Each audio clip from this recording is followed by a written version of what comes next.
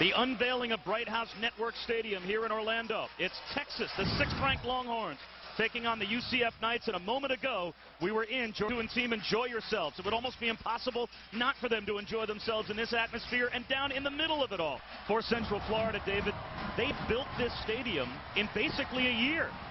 And it's amazing some of the projects that go around, not only in college football, but professional sports. And UCF built a building in one season, and here they are in their brand new home. Well, they brought the stadium online, on time, and under budget. We don't see that very often. I'm from New York. You never see that. Not in the Apple. Hunter Lawrence will kick off. And a yard deep, it will be Emory Allen. And he is waved back into the end zone by Darren Baldwin, and he'll take a knee. As Central Florida won the toss, elected to receive. Oftentimes you will see teams in college football win the toss and defer. But Central Florida decided to simply take the football. And now take another look. Did he step out of the end zone? Well, and he got awfully close to the goal line.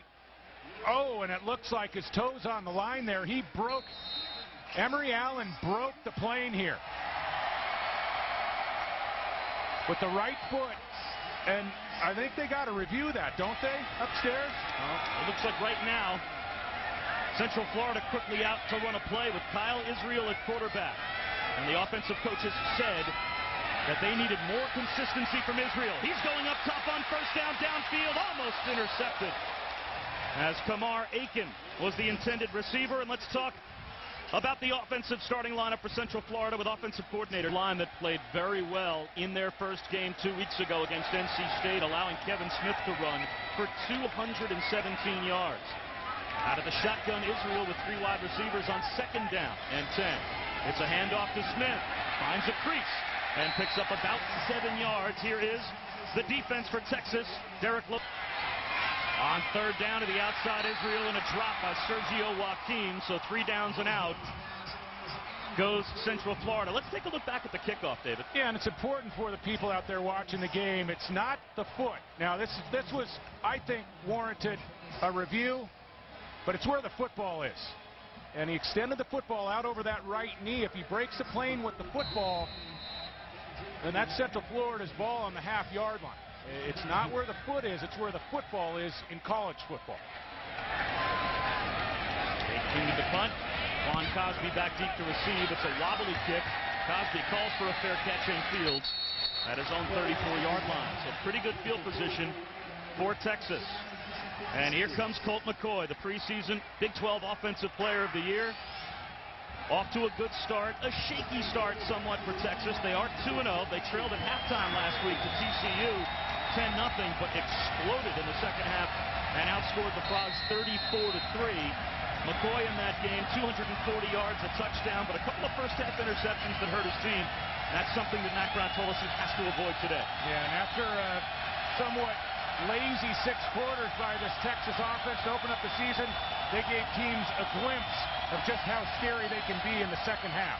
To the ground, and Charles stood up at the line and brought down no gain. Stuffed by Bruce Miller. The starting lineup offensively for Texas. An empty set on 2nd down and 11. The quick hitch to Cosby. Makes a man miss. Doesn't get much. You couldn't have asked for a more encouraging start for UCF defensively. And let's meet the defense. Don Spadini has to be impressed by the first 2 downs. It's 3rd down and a long 8. McCoy over the middle, and that's a first down completion. Nate Jones finds a soft spot in the UCF zone. A gain of 14. Well, we're looking at a Colt McCoy who during the offseason got bigger, he got stronger, and there's quite a difference at the line of scrimmage this year as well. And Greg Davis, the offensive coordinator, has given him great freedom to check at the line of scrimmage, and you see there just how comfortable he was releasing the football. It's the calm factor that impresses me so much about Colt McCoy. A wide receiver hitch to the far side. Cosby making players miss. Just about got loose. Picked up 5 yards. Ridden out of bounds by Sharif Rashad. Colt McCoy from Tuscaloosa, Texas.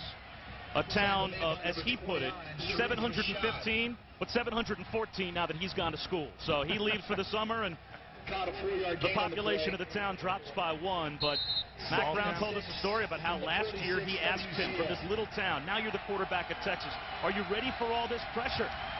And he said, Coach, I have planned all my life to be the quarterback at UT. And it's easy when you hand the ball off to Jamaal Charles to be the quarterback at UT. Here goes Charles to the outside. Inside the 20. Into the red zone go the Longhorns. Charles stepped out at the 19-yard line. Joe Burnett with the stop. Now, we mentioned it at the top. Jamaal Charles, one of the handful of backs across the country. If you're a defensive coordinator, you hold your breath. And defenses cannot allow him to bounce the football to the outside. He has 10-1 100-meter speed in space. He's a threat to take it any play. That gain of 27 gives it to the Horns, 1st and 10 at the Knights' 19-yard line. And McCoy looks like he's checking off at the line. Mack Brown talked about that being something they were giving him more freedom to do. Charles, a gain of maybe a yard. And again, this is on football. Well, and you saw him take control of that race for the Big 12 100-meter championship. The big thrust of his off-season work has been in the weight room and transitioning into an every down back for the Longhorns. McCoy spreads his team out an empty set on 2nd down and 9. Only a 3-man rush. McCoy buys time to the near side, and it's Jamaal Charles. Walked down about 2 yards shy of a 1st down, a gain of 7. It'll be 3rd down and 2. Well, in obvious passing situations early. This is the first drive for the Longhorns, but Central Florida has only rushed 3. And I think that they're going to have to mix things up. They're going to have to get into the backfield and really take out of his rhythm. Bondrell McGee is the tailback in the eye on 3rd and 2. He gets the call.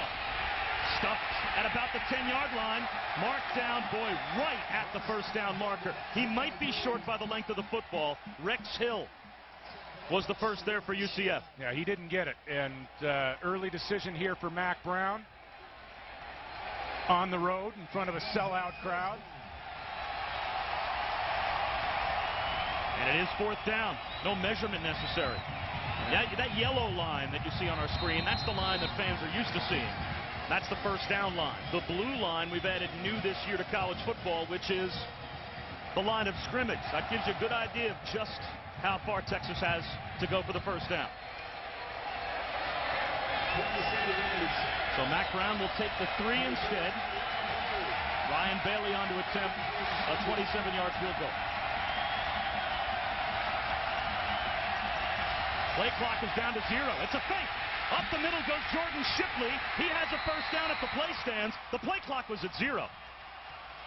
I'm not sure even if the UCF sideline realized it, but if the play clocks were accurate, that should have been delay of game against Texas. Instead, they pick up a 1st down. And you wonder how no member of the crew could pick this up. Game clock ticking down. Texas took a long time to get their field goal unit on the field. And that is a big mistake. That is a big mistake by an officiating crew. And Texas gets a huge break early.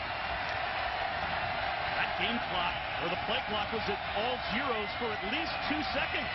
Chris Ogbonnaya gets to about the 6-yard line. Bruce Miller on the stop for UCF. That's a terrible miss by the officials on the field to have the play clock sitting at double zeros for about 2 to 3 seconds and not call it delay of game. Well, and you talk about a team's execution. There's execution on the sideline, getting teams on and off the field. Texas was very slow getting that field goal unit on the field. Really should have used the timeout.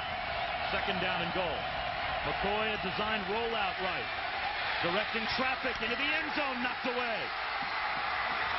Sharif Rashad, the safety, back in coverage. As he jumped in front of Nate Jones, it'll be 3rd and goal. Well, Sharif Rashad is a leader in the secondary for Central Florida. We sat down with him yesterday, one of the really impressive young men that I've visited with over the last few years in college football. A leader, scholar athlete of the year. last year in the 2006 edition of the Central Florida team. Majors in criminal justice. Impressive young kid. Opened the season with 9 tackles against NC State. The 12th play of the drive for the Horns. 3rd and goal at the 6. McCoy pumps. Has some room. Tucks it under. Comes up short. It'll be 4th and goal inside the 2. Joe Burnett with the hit out of bounds.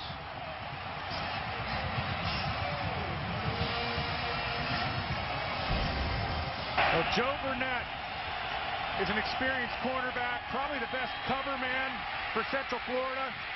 And right here he shows the ability to come up and make a hit. McCoy had sneaky mobility, and he made a couple nice plays, Bob, last week in the second half against TCU with his feet. So now Ryan Bailey will come on and attempt a 19-yard field goal. Bailey, an inspirational story for Texas, a former walk-on that was just put on scholarship before this season started to give the Horns the lead. And he has got it. So UCF bends, they do not break. And with 8:45 to go in the first quarter, Mack Brown likes the lead. He certainly would have preferred 7, but George O'Leary's team finds themselves down 3-0. Well, that one burnt orange corner here at Bright House Network Stadium. Happy with the 3-0 lead. A moment ago, though, George O'Leary, undoubtedly, David, talking with one of the officials about the fact that the first field goal attempt on the fake should have been nullified because of delay of game. Well, and that would have forced a longer attempt by the Longhorns. Bailey would have had some more field to work with on the attempt, but it's nice in a football game, especially for Central Florida, to know that the call did not influence this game to the tune of 7 points. Emory Allen and Darren Baldwin back deep to receive the kick. I don't know how the crew misses that. You got the back judge, you got the referee. You know, I don't see how you can miss the play clock expiring, especially when it had expired for about 2 or 3 seconds before the fake. And we also got word from the replay booth it's not a reviewable call because it's a judgment call. Which seems odd to me because other sports like hockey and basketball that have instant replay as a part of their procedure, clock plays are always reviewable calls. Emory Allen across the 30 out to the 32-yard line. Let's check in with Stan Barrett. Well, how about Auburn losing to Mississippi State after losing to South Florida at home last week? Yeah, not a lot of happy people down on the plains, and that is not a pretty 2 weeks for the Tigers. Israel's pass deflected at the line. Lamar Houston with the tip. You know, half the state of Alabama's happy, though. Isn't that always the case? Always the case. I'm sure if UT were to be upset today, there might be a couple people in College Station that may enjoy seeing that happen. Well, there's always someone that's happy in the college football rivalry state. One of the big reasons that Nick Saban is making the huge dollars, the highest paid coach in college football as it stands today. 5 wins in a row by Auburn over Alabama. Nick Saban hired to turn that around. 2nd down and 10. A trap handoff going nowhere. Kevin Smith with no room to run. Aaron Lewis drops him for about a 4-yard loss. Now you look at this defensive front for Texas, the size and the athleticism. You know, Mack Brown lost 2 defensive ends that had combined for 83 starts. But then you line up Aaron Lewis and Lamar Houston, 2 players at defensive end that come in and they really reload you in terms of talent at those positions. So 3rd down and 13. And now flags. Aaron Lewis may have jumped, although Texas believes they were drawn by UCF. Paul Sharp, number 66 for the offense. 5-yard penalty. Remains 3rd down. So Jeremy Devane is the guilty party, and it's the first race in the chase. Our countdown. Israel now checking off. Plenty of time on the play clock, but 3rd and a mile. They have to get back to the Citrus Bowl to pick up this first down. A great throw, though. Kamar Aiken makes the catch, and he is right at the marker. It looks as if they will be giving him a first down spot.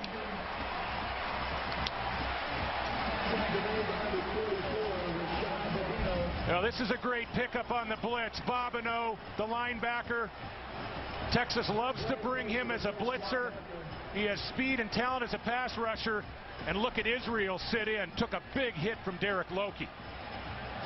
That is an impressive job by Kyle Israel to sit in. They pick up the blitz, and then he throws the ball down the middle of the field with accuracy. The officials adjusted the spot, and they are now going to have to measure. When Aiken first caught the ball, he had the first down, backtracked about a yard. The first spot from the official on the near side was clearly a first down. Then they seemed to adjust it, and no matter. He picks up a first down by about half the football. Toughness is such a big part of playing the position. Israel knows he's going to get hit on delivery. I mean, he got cartwheeled. Loki landed him on his shoulder. Israel right back in the huddle. I'm talking to Tim Salem, the offensive coordinator for UCF. He made mention of Israel facing the blitz against NC State and how he missed a couple of big play opportunities in the second half. That time stands in against the blitz, delivers a strike, and here's another one. Rocky Ross with a nice first down inside the 40 of Texas. Eric Jackson in coverage, a gain of 20 more. For those of you out there that don't know about Rocky Ross, a very seasoned wide receiver for the Central Florida program. He's an accomplished route runner, post corner route, establishes the threat to the post, and then breaks it off. And again, Israel right on time. UCF in business. They go to the ground, and Kevin Smith, and he's dragged down after about a 3-yard gain. Lamar Houston made the stop for the Horns.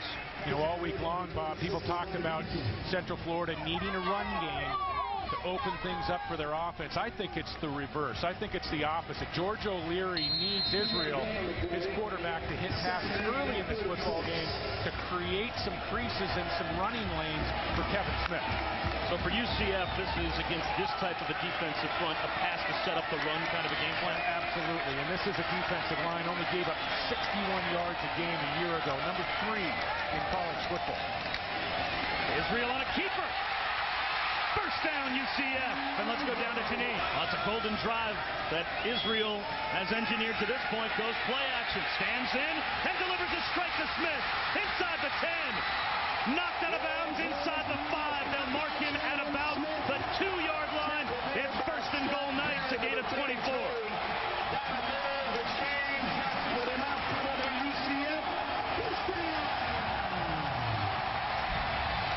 This is an excellent decision by Kyle Israel. He's going to get a runoff with the wide receiver. Kevin Smith is going to fill the void, and watch the throw by Israel. He invites the defensive end across the line of scrimmage, and then with perfect timing lays it outside. Again, UCF spreads out Texas on first and goal at the 2. A shotgun for Israel. Inside. Touchdown. Kevin Smith. There's a flag down on the far side. We'll have to check the penalty.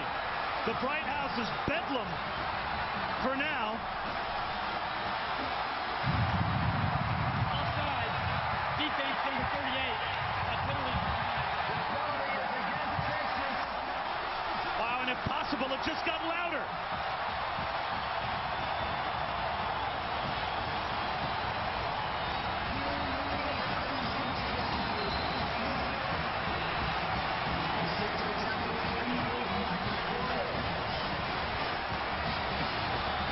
An 8-play, 68-yard touchdown drive. The point after from Torres is good, and it's 7-3 UCF. The debut of Bright House Network Stadium here in Orlando. A sellout, and they watch their nights to go. UCF's offense struck like lightning. Well, Janine, it's a perfect point to make, David. All of the momentum, the frenzied nature of this stadium a moment ago was behind UCF. Now, it's still loud in here, but that was a long break after scoring the touchdown as Texas is about to get the football back. Well, let's be honest. There's still 6 minutes to go in the first quarter. There's a lot of football to be played. You know, the University of Texas wins over 10 games a season for the last 7 years under Matt Brown because they have the ability to come back, you know, to get refocused. I think that time in the locker room, Bob, was a good little delay and a good time for Matt Brown to get his team refocused. Jake Howard kicks off, and it's coming down to Quan Cosby near the 10-yard line. And Cosby only gets out to the 26. Alfonso Bryant makes the stop for UCF, a return of 17 yards. And let's take a look at our game recap. We had about a 16-minute delay for lightning in the area. The game was stopped with 6 minutes to go in the first quarter, but Kyle Israel off to a great start. Well, I really think he's the key when UCF has the football. This Texas defense, so tough, especially the interior defensive line positions. And as I said, Bob, Israel's going to have to set up the run by hitting passes. He was very successful on that last drive. It's been a while since UT's offense and Colt McCoy were on the field. McCoy goes right to work underneath to Limas Sweed. A gain of It's on the touchdown drive. Sweed's first catch good for 9, and it's 2nd down and 1. And again, the Longhorns spread it out. McCoy on a sprint out to the near side. First down catch to Quan Cosby. Out to the 40-yard line. Crowd loved the hit by John L. Neal, but that completion will move the chains. And when we talked to the defensive coordinator for UCF, John Skladany, he made the point that tackling would really be the issue today. The key to his defense's performance. So much talent for Texas, he cannot turn them loose in the open field. Not only John Skladany, but wasn't it George O'Leary? They both kept talking yak, yards after the catch that you have to worry about with Texas. Well, and also on run plays, Jamal Charles running the football. McCoy, once again, the same pass pattern to Quan Cosby for almost the same yardage, a gain of 5. Again, Neal with the stop. Well, and when we visited with Coach Skladany yesterday, he also said that Texas is going to hit a lot of footballs. And, Bob, we read into that the secondary for UCF was going to play loose in this football game, keep the balls in front of them, then come up and make sure tackle. We'll get an update on Florida and Tennessee in a moment. 2nd down and 5. McCoy traps to Charles. Has running room. And just about broke it. A gain of 6 and a first down. And let's check back.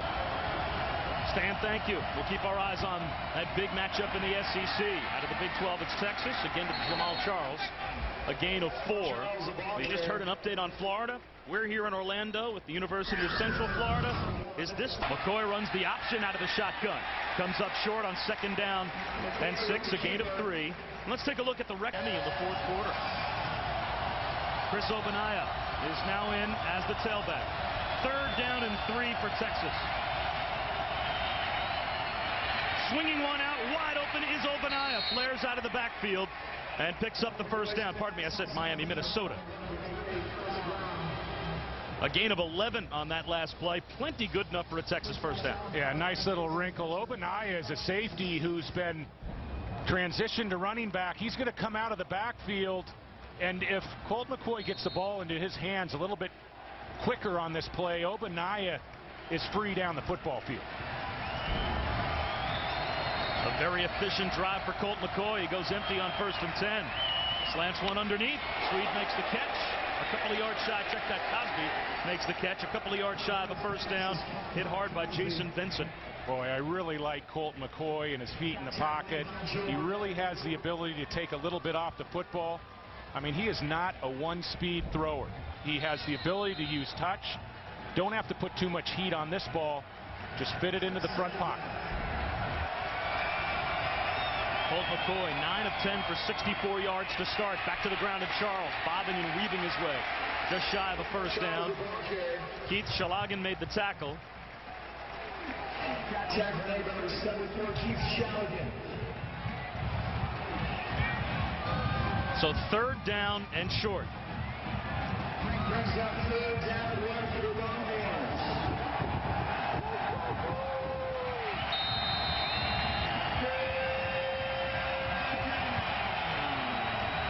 3rd down and inches.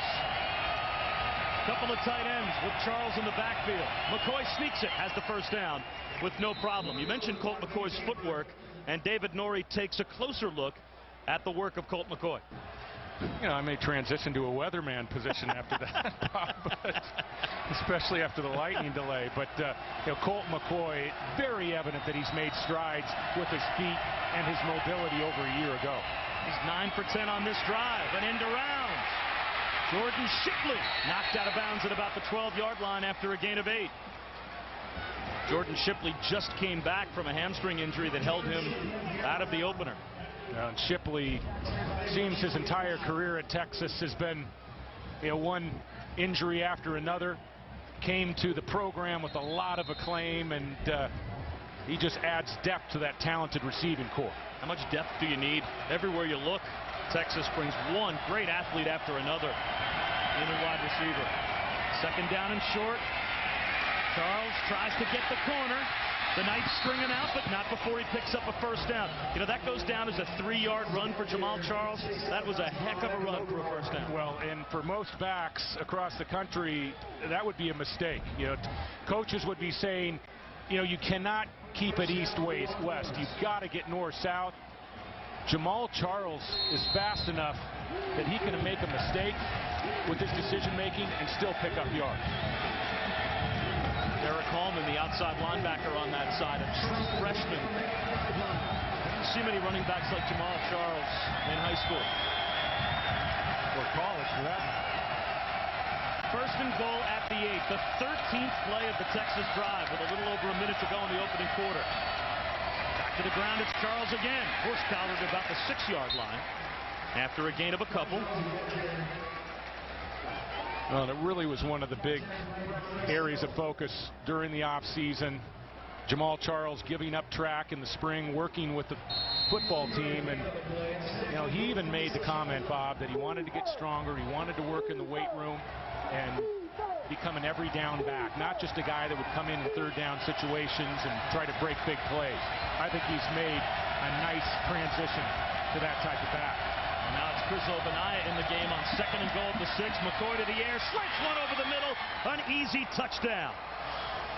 Nate Jones got loose on a slant.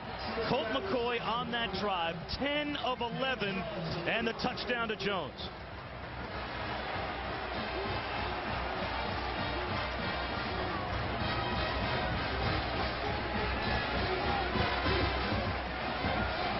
And this is the only time we have heard this stadium quiet in about the past 3 hours. The fans started to come in a good 2 hours before kickoff. A 14-play, 73-yard touchdown drive. Haley's extra point wobbles, but it's good. So it's a 3-point lead for the Horns as they survive that last onslaught by UCF, and Colt McCoy engineers a very efficient touchdown.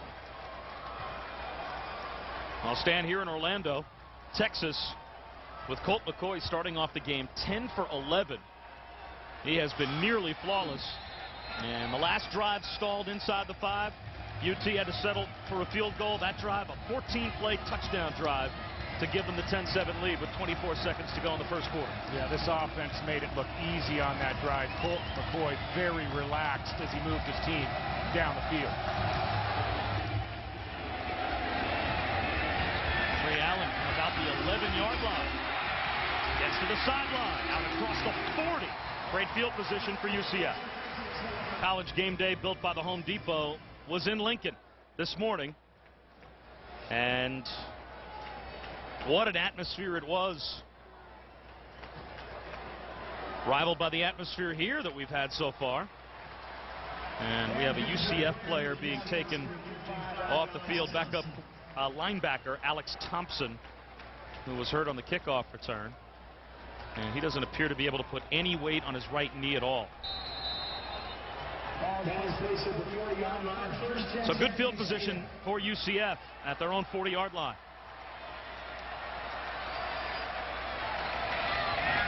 Back to the ground, the crease for Kevin Smith. Maintains his footing and has a first down into UT territory, and then gets hit hard out of bounds. That'll be a late hit against the Longhorns, and the officials will be tacking on 15 yards to the end of a 14-yard run by Kevin Smith. It's so tough against this Texas defensive front to get jersey on jersey up front. Great job. 15 yards, first down. Just a great job up front. Tight end working with tackle, creating a crease for Kevin Smith. And I'll tell you, people, Kevin Smith, number 24, you see the late hit there. 15-yarder coming in, and UCF and George O'Leary, the beneficiary of that 15-yarder, but Kevin Smith is the type of back that could really start for most programs across the country. He has that type of talent from the tailback position. And Roderick McElroy with the late hit out of bounds to tack on the extra 15 yards. Israel back to the air, pumps, has some time, hit as the ball is released. Is that a fumble, or is that ruled an incomplete pass? And the officials now seem to rule it an incomplete pass. A very late whistle. Franco Cam came through and got pressure on Israel. Well, and that was a late whistle, and for a couple counts there, this crew regarded that ball as live, and then they changed the call to an incomplete pass. But Kyle Israel was looking down the left sideline on a double move. He didn't have it, and clearly his arm was moving forward. That was a nice play by Israel to just get rid of the football. He has been pounded a few times here in the opening quarter. The trap play to Smith. A gain of a couple to the 29-yard line of Texas, and that takes us to the end of the first quarter. Central Florida hanging in there with the Horns. And Janine Edwards. It is the University of Central Florida Knights and the Texas Longhorns, and it was a heck of a first quarter with a 15-minute lightning delay as a part of it. Kyle Israel almost intercepted. He led Sergio Joaquim right into Marcus Griffin, and Griffin almost came up with the pick. And Marcus Griffin, the only returner in a secondary for Texas that was just laden with talent a year ago. Nice break sitting in at the safety position, and tough for a secondary to lose 3 starters, especially when 2 of them are first-round picks to the NFL. So now a 47-yard field goal attempt for Michael Torres to try and tie the game. And the kick has the distance. He's got it from 47 yards out, and we're tied at 10.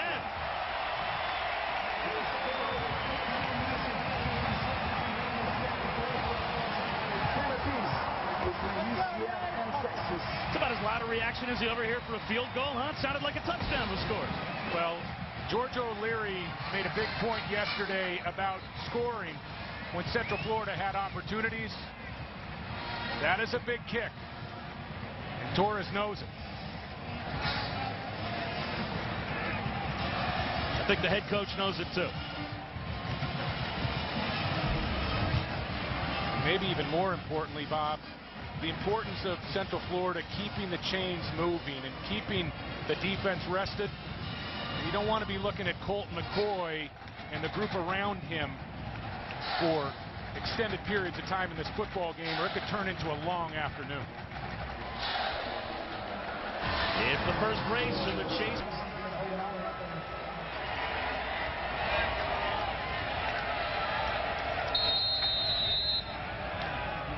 We spoke with Tim Salem, the offensive coordinator for Central Florida, and he told us how he gave us a whole page full of keys to the game, and one that I found interesting was that he felt that UCF on 80% of their drives had to at least make a first down, and their offense certainly held up its own here in the first half. Juan Cosby at the 5, down the sideline, out to close to the 40-yard line before he's knocked out of bounds. As once again we check in with Stan. I would have to say that Charlie Weiss's team is struggling. Texas owns time of possession here in Orlando. Well, it's going to be a while before Jimmy Clausen can get comfortable at quarterback out near the Golden Dome. Colt McCoy looking for Swede. He has a step, holds it in. Is it a catch? Yes, a completion inside the 20-yard line.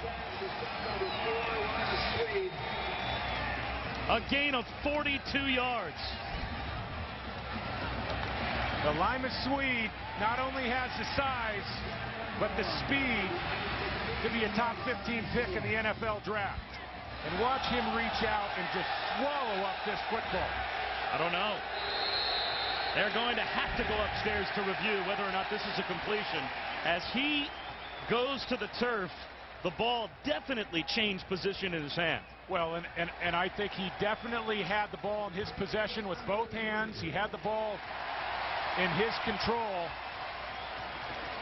The ball did eventually touch the turf. I mean, the ball is going to hit the turf here. here, but I believe he's got left hand, right hand cradling the football. And the big issue, as you said, Bob, does the ball change orientation in his hands? This is probably a better look. And he snow-coned it a bit there with his left hand. And from that, that's a nice angle right there. I don't think Lima Swede had control of this football. After review, incompletion. Second down. Wow. Wipe away a 42-yard completion of Lima Swede.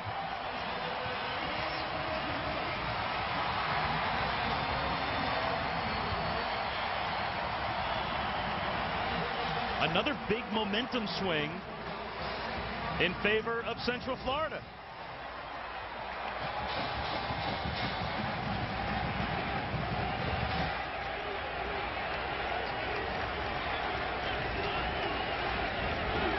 Well, George O'Leary knows in games like this, if you're going to pull the upset, David, you have to have moments in the game go your way.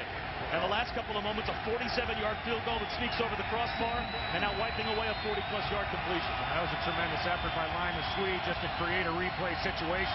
He was overthrown. Second down and 10. McCoy tries to escape the rush and cannot. That should go as a sack. Keith Shaligan brought him down.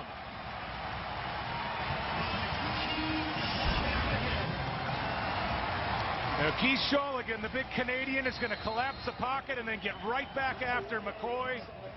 Big number 74. Stanford offered him a scholarship, and he was a big CFL fan. He said, I love Doug Flutie. Used to watch him as a kid. A four-time Canadian national heavyweight wrestling champion. That's all the way down here in Orlando now from Edmonton.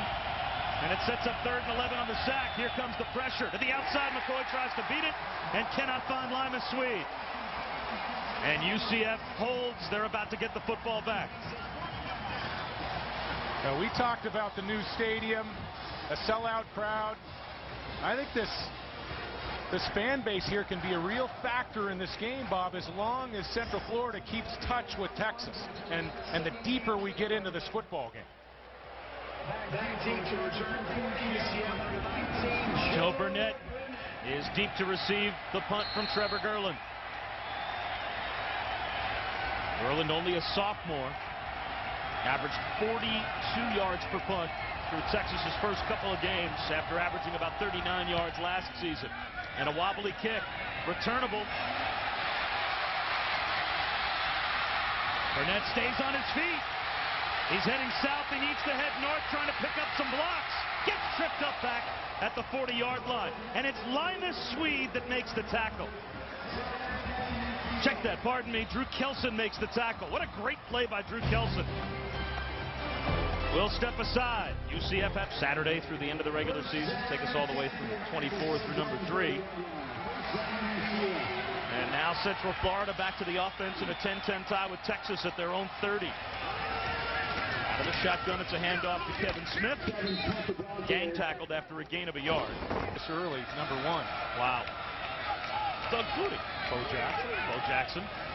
Herschel Walker's got to be in the top 5. Charles Woodson's going to get some consideration. Second down and 9 to the outside. Israel, tough throw to make. And great closing speed to knock that pass away. Ryan Palmer with the deflection. You know, our producer Bart Fox throws out Red Grange, and he could very well be in the top 5. When he talked quarterbacks, there weren't many better than John Elway out at Stanford. I know you saw Red Grange play. Obviously, he's slightly before my time. They told me that Ernie Nevers was pretty good, but I was not fortunate enough to see Ernie play. I thought when Ernie was playing in the Pac-10, you were a sophomore at UCLA. 3rd down and close to 10. Israel completed a 3rd and 14 earlier for a first down. This time, Kamar Aiken was yet to come out of his break. And the pass was well wide. Scott Derry came on a blitz and provided pressure. 3 downs and out for UCF. Yeah, and that was a nice 3 and out set of downs for Texas. Kyle Israel is really not going to be comfortable, and George O'Leary wants to keep his quarterback out of 3rd and long situations. He doesn't want to give him down and distance problems. 1st and 2nd down, I think, is where UCF will get it done. Blake Lingett's punt is a good one. A spiral that chases Cosby back to his 19-yard line. Makes the first man miss. Gets into the open field.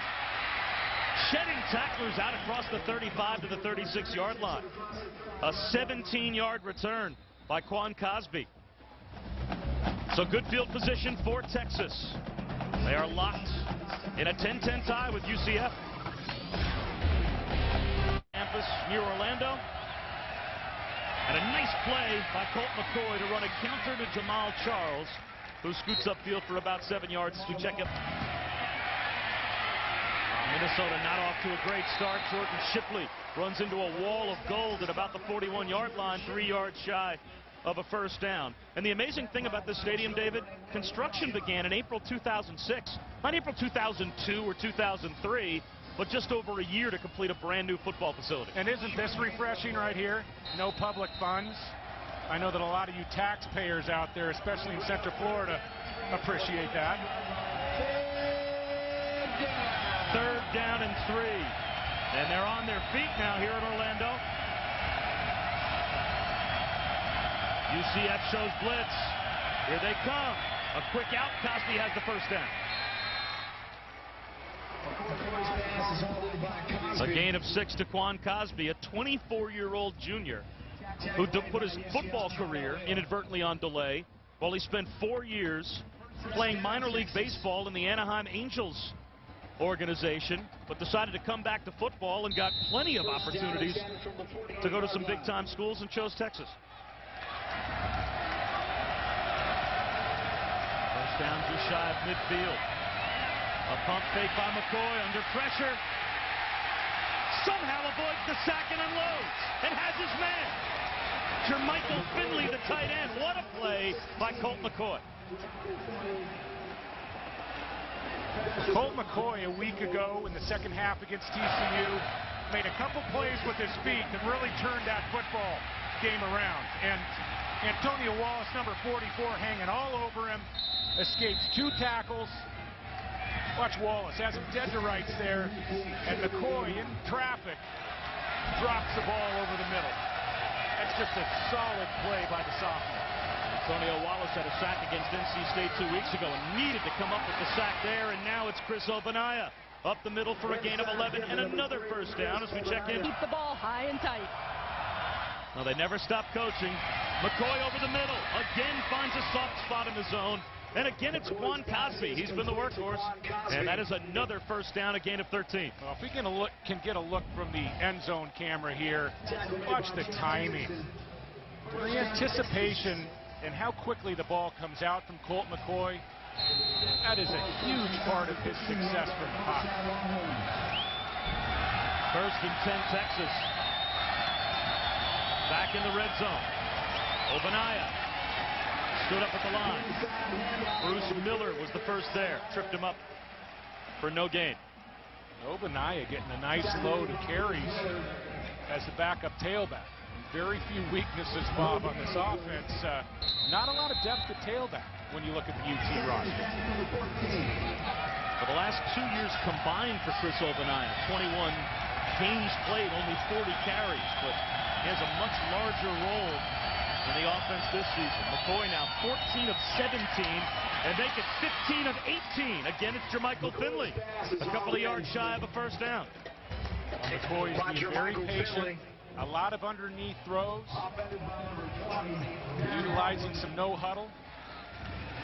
And McCoy disciplined enough to say, if you're going to give me the easy throws and force me to put together 12, 14, 15 play drives, I'm patient enough to do that. He has been nearly perfect. Again, another 3rd down conversion opportunity coming up. 3rd down and 2. Jamal Charles is back in the game as the lone setback. Charles up the middle. First down and then some. Lost the football. Charles fumbles it inside the 3. Who has it at the bottom of the pile? He was smacked as he fell towards the goal line and the ball popped out. UCF thinks they have it. And they do. Keith Chaligan comes out of the pile with the loose ball.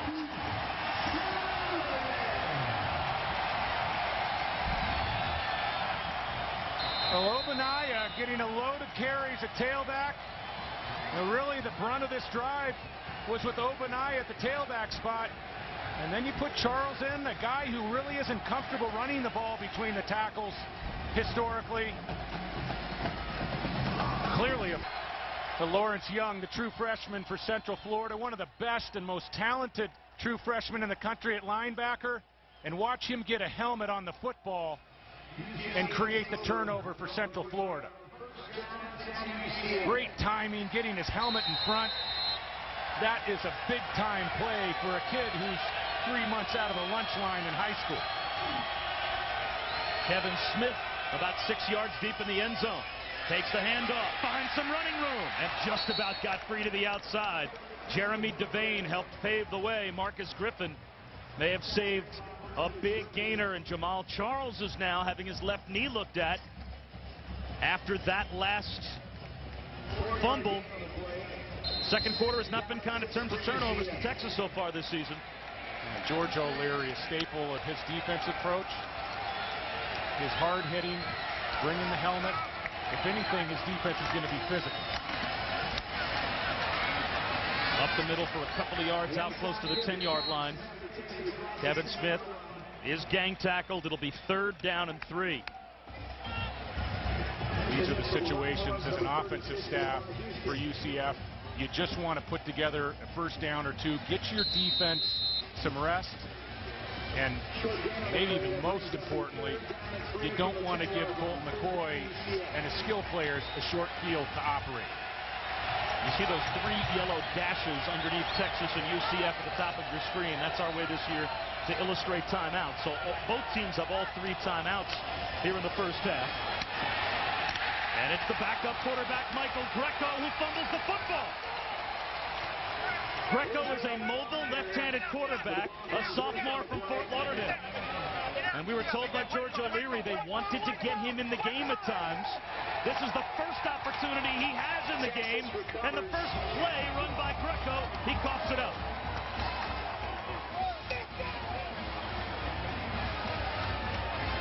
Killebrew came up and made the hit. A key 3rd down inside your own 10-yard line, and you give Greco a shot here. That's Kyle Israel. That was my fault. Kyle Israel coughs it up. Well, I like the play call with a senior quarterback. I like the play call there, keeping it in his hands. You don't want to substitute Greco. Greco has not had quality experience, so that's on Israel. Got to protect the football. So UCF hands it right back to Texas. Jamaal Charles is in the game, and he gets the handoff. A nice play. Tripping up Charles, Jason Benson comes up to make the stop. And that has to be good news for the Longhorn fans. A moment ago, the training staff was looking at the knee of Jamaal Charles, and just like that, after the turnover, he's right back in the game. John Skladany, the defensive coordinator for Central Florida, put in his first critical situation in this football game. This would be a huge stop for UCF. 2nd down and 10. McCoy back to the air. He's been flawless through the air so far. And a drop. He tries to come underneath to Peter Ullman, the backup tight end. It'll be 3rd down and 10. On the defensive backfield for Central Florida has done a nice job of mixing things up, giving Colt McCoy some different looks. They've allowed the short passes, and I think it's safe to say that they're going to make Colt McCoy put together long drives. And then when McCoy has a short field, they've got to really execute in the red zone, create field goal attempts. 3rd down and 10. Again a chance for UCF's defense to get off the field. McCoy with time, buying himself some more time under pressure. Stays on his feet and then goes down. The pocket finally collapsed. Travis Timmons and Rex Hill combine on the sack. And it looks as if the fumble by Israel is only going to cost UCF 3 points. Colt McCoy did the best he could to keep that play alive with his feet. He was buying time behind the line of scrimmage, east and west. Central Florida just a great job down the field of covering the Texas receiver. 31-yard field goal attempt for Ryan Bailey to give the Horns the lead once again.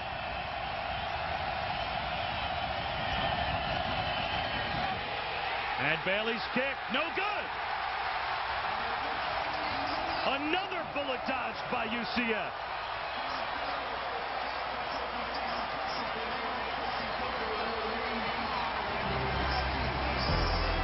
We'll step aside for 30 seconds. The momentum with the back. Philadelphia might be the class of that division once again. Kyle Israel looks deep, and his receiver tripped and fell. Almost an interception. Ryan Palmer was back in coverage and almost ran under the Israel bomb. And Franco Cam provided pressure in the backfield. I didn't like the look that Kyle Israel had down the field. And you want to take your shots during a football game. You want to make sure that a defense, that was a big hit in the pocket that Israel took on delivery there, but you want to take your shots down the field and make sure that the defense plays you honest. But then again, on the other side of the coin, you don't want to waste play. It's a relatively inexperienced UCF receiving corps, and that last play was a true freshman, Dennis Williams. That tried to get deep, and now Kevin Smith, tackled by Marcus Griffin after a gain of 7 yards, sets up a big 3rd down and 3 to do what you were talking about before, David, and that is just get out of your own end, keep the chains moving for Central Florida. Well, it's a good way to keep you in front of the chains. That's a term the coaches like to use. 7-yard run is, check out Marcus Griffin. Only returning starter for UT in the secondary and had his own injury problems a year ago. But a 7-yard run, Bob, on 2nd down is a good way to keep Kyle Israel in manageable positions at quarterback. Some concern for Dwayne Aquina and those defensive coaches on the sideline for UT. That is the last player that they would want to lose out of their secondary. The twin brother of Michael Griffin, now with the Tennessee Titans. And over the past 6 or 7 years, wow, Texas has become DBU. A factory. Michael Hoffman, Terrell Brown, Aaron Ross, all gone from the secondary of a year ago. Kyle Israel is 0 for his last 5, facing 3rd down and a long 3. Ruth Kelson has come on to replace Griffin. Underneath, there's a should-have-been completion for UCF. Wide open Israel had his man Kamar Aiken, but threw it behind him. But Kyle Israel had exactly what he wanted here. Kamar Aiken, a nice move to separate on the crossing route, and just a poor throw from Israel. Just an average throw, and I think Aiken has some room to run. George O'Leary letting Kyle Israel know what he thought about that play. And a shanked punt down the right sideline. This is going to give Texas possibly some good field position, but like a bunt that stays inside the 3rd baseline, it bounces all the way down to about the 30 of UT. It turns out to be a 43-yard punt for Blake Klingon, and let's head to the...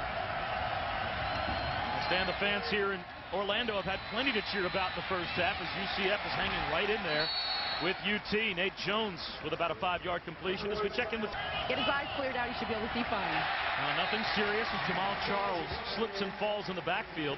Maybe picked up a ½ yard. Shaligan was there again to make the stop. So 3rd down and a long 3. Well, this is an offensive line for Texas that suffered some pretty significant losses a year ago, and 3 guys that have moved on to the NFL, and you can just see here in the early season that they're starting to find their stride, trying to find the combination, working together up front.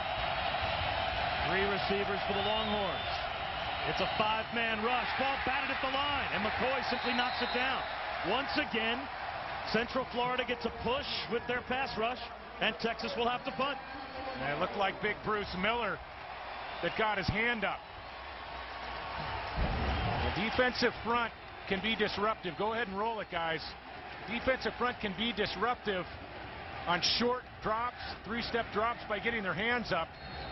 Nice job by Bruce Miller to back that football to the turf. Are you surprised at the pass rush that Central Florida has gotten against this offensive line for Texas in the first half? This is an underrated defensive front. This is really the strength of their defense. Erlin's punt will take a bounce. It hits a UCF player, and covering it up is Joe Burnett. A bullet dodge. Does that ball hit Emory? And that was the last time before the NC State win 2 weeks ago, and where a game in which Central Florida beat a BCS team. Israel for his last 6. A tipped ball intercepted. An easy walk into the end zone for Brandon Foster. 33-yard interception return for a touchdown. That was a room service pick for Brandon Foster. Brandon Foster, interception for a touchdown.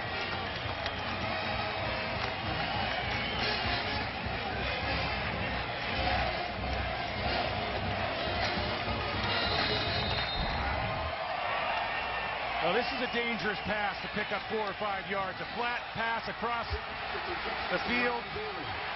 Rocky Ross not able to get his hands on that football to the degree to bring it in to secure the football, and an easy touchdown the other way.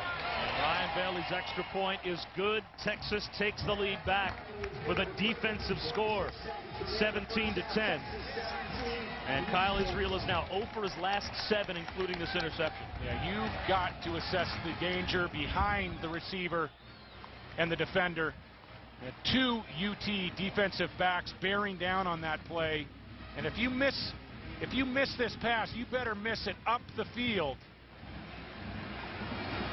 or it's a very dangerous situation for UCF. Ball was delivered high and a bit behind Rocky Ross. Too much speed in the secondary for Texas to make mistakes with the football. That's the first career interception for Brandon Foster. How about that? Well, you look at the defensive backs for Texas, guys like Foster and Ryan Palmer, understudies for great defensive backs over the last 2 or 3 years at Texas, and it's their time. Very opportunistic team defensively when you give them a chance to break on footballs. So a couple of turnovers for UCF here in the first half. The defensive backfield has really been just a showcase for Texas in the Mack Brown era. Brandon Foster comes from at least a little bit of a football family. His uncle is Barry Foster, who was a running back for the Pittsburgh Steelers that led the AFC in rushing 15 years ago. Now Central Florida about to get the football back. Plenty of time to score before halftime. Emory Allen from his 5. Picks up a block and gets out across the 35 to the 37 as we check. All right, Stan, right back to the offense goes Central Florida as Kyle Israel has to try and shake off a defensive touchdown just scored by Texas. It's to the ground, and Kevin Smith, no gain on first down. When Kyle Israel has not held up his end of the bargain for UCF in the first half. If you have thoughts of springing an upset on a top 10 team, especially at home, you have to take care of the football. Successive drives, he fumbles inside his 15-yard line, and then the not a very good ball outside to Rocky Ross. Israel better tighten up his play. Second down and 10. Again, it's Smith. Again, nothing there. Ernest and Derry combine on the stop, and it is DBU at Texas, isn't it? Well, it is, and even with the talent, the young talent for UCF on the outside, Texas has such speed. They're well drilled. Larry McDuff, Dwayne Aquina, they do such a great job of coaching this defense. And you really don't see better defensive back play across the country than you see in Austin. It's just been a great run for Dwayne Aquina and his defense. And it was a treat talking to Dwayne Aquina about his relationship as well with Larry McDuff, who has now joined him as co-defensive coordinators at Texas, the 2 architects of Desert Swarm at Arizona. And again, they bring pressure. Rashad Bobineau comes on a blitz, hits Israel as he throws. It's another incompletion. Look at what was a very special moment for Dwayne Aquina in a moment. Flags down to the punt attempt. But Michael Huff created a moment for Dwayne Aquina that he will never forget, which you're about to see in a second. Offsides. Number 8 of the defense. 5-yard penalty. 4th down. Years ago, he gave Dwayne Aquina a replica that he paid for to have made. As Cosby settles under and makes a fair catch at the 15-yard line. And Dwayne Aquina told us as the flag comes out that it was a moment that he still gets choked up about with tears in his eyes when he thinks about it even a couple of years later. Well, and you go back to Desert Storm. You remember that defense at Arizona, early 90s? Dwayne Aquina, Larry McDuff, architects of a very tough unit to move the ball on down in Tucson. And I'd say that defensive scheme is still very... To the end of the run, 1st down. Wow, 15-yard penalty. Great field position now for Texas. It was funny, he told us he still hasn't forgiven the SIDs at Texas. Everyone was in on it but him. Colt McCoy gets out of trouble once again. Puts it up for Cosby, who went up to the sideline and then came back in bounds. Travis Timmons and Emeka Okamore providing pressure. It'll be 2nd and 10. Colton McCoy with the young offensive line, giving him a lot of help with his feet. And you see that in the early season, he's not afraid to slide outside, throw the ball on the run. Very accurate as he's moving around behind the line of scrimmage. Matt Brown said that he still thinks that Colt McCoy is the most accurate quarterback of any that he has had at Texas. He doesn't have to convince him. He doesn't have to try to win the game by himself. But he's one of 11 players out there. This time a check down to Charles. Gain of about 3 yards. Darren Baldwin made the stop. And the clock rolls with 90 seconds to go in the opening half. Well, if you're George O'Leary, you know, he's going to head into the locker room here in about a minute and a half. And fumble from his quarterback inside zone 15. A pick that goes the other way for a touchdown. UCF is very much in this football game, and without the mistakes, they may be leading at this point. 3rd and 6. Here comes the pressure. McCoy over the middle, finds Cosby again. And Quan Cosby somehow sneaks out close to the 45-yard line. Again, McCoy took a shot from Bruce Miller. Yeah, there's no doubt about Colt McCoy's toughness, his ability to sit in and take shots. And with this field position, a little over a minute to go in the first half. That was the helmet up underneath the chin. But plenty of time for Texas to get into a clock drive status. McCoy using his feet once again. Keeps the play alive. Tucks it under and picks up about 7 more yards. Good spot for a timeout right here. With 42 seconds to go in the half, that's exactly what we'll get. Well, Central Florida has done a nice job up front. At the very least, taking Colt McCoy out of his rhythm. But Colt McCoy has been able to escape the rush and really help out an offensive line that is restocked in 3 positions. Let's take a look at what the winner of that game win the Big 12, in your opinion. Well, that's what's so tough about having 2 great teams in one division. In the Big 12 South, you lose that game and you're liable to not make it to the title game. That's why I asked. Most would probably say the winner of that game gets the leg up, being the Big 12 title game, and it'll be a favorite. McCoy again underneath. This time it's Nate Jones for a first down, a gain of about 17 yards. Or check that 12 yards to the 40-yard line of UCF. The chains move, the clock stopped, 36 seconds. And Colt McCoy gets his offense right up to the line of scrimmage. He'll wait for the whistle from the referee. Clock is stopped.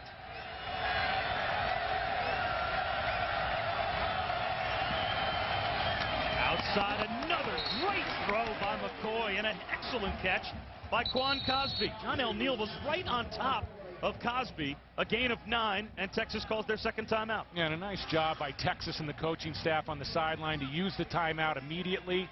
You hit a ball in front of the chains, you have a couple timeouts left, use the second timeout, and keep that clock drive rolling. Quan Cosby with 9 catches for 60 yards here in the first half. Colt McCoy has the ability to shade receivers, inside or outside. He sees the danger coming from the inside and just places the ball to Quan Cosby toward the sideline. John L. Neal, the cornerback for Central Florida, made a nice break on the football. Tonight, Saturday night, flags down as he goes down the sideline for Cosby. And there are flags all over the place. That time it was hand-to-hand combat with John-El Neal.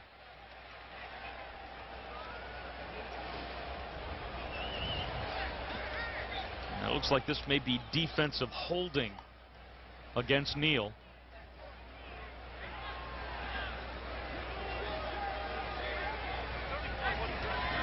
Holding, number 31 of the defense. That's a penalty, and an automatic first down. With more on tonight's big History. He'll be starting a true freshman at center. That's a tough place to get your first start. As Texas rolls the pocket left to the outside, McCoy, one of his only inaccurate passes here in the first half, intended for Jordan Shipley. And if you have the ball in this position of the field, there's no problem with missing the ball and incompletion on first down.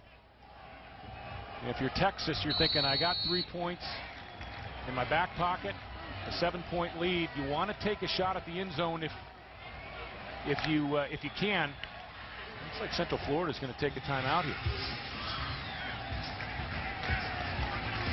It may be best, at least for Texas, that Shipley didn't make that catch. I mean, he was certainly in a dive. The minute he catches the ball and goes down in the field of play, they may have had to burn their last timeout. Now it preserves a timeout. They only lose about 3 or 4 yards, and I wonder why George O'Leary feels now's the timeout, but now is the time for UCF to spend a timeout. Well, as a quarterback at the college level and the clock drives, to conserve timeouts and to conserve time, you want to throw the ball beyond the first down chains. Incomplete pass stops the clock. A completion stops the clock as well. And you're right, Bob. You don't want to hit receivers short of the chains. It's probably going to force you into using a timeout or burning a big chunk of clock. And McCoy can take a shot or two into the end zone. In the back of his mind, he knows that he wants to, at the very least, go into the locker room with a 10-point lead. Great first half for Colt McCoy. 20 of 27, 151 yards, and a touchdown. On 2nd and 10. To the outside, quickly makes the catch, tackled in the field of play. Joe Burnett makes the stop, and now Texas is going to have to use their timeout, kick the field goal here, or maybe take one shot at the end zone with 11 seconds to go, but they spend their final timeout. Well, and that's the danger of hitting the ball underneath. That's not a mistake. You know, you got a timeout in your back pocket, but it really eliminates the opportunity to take a shot into the end zone and keep the timeout for the field goal.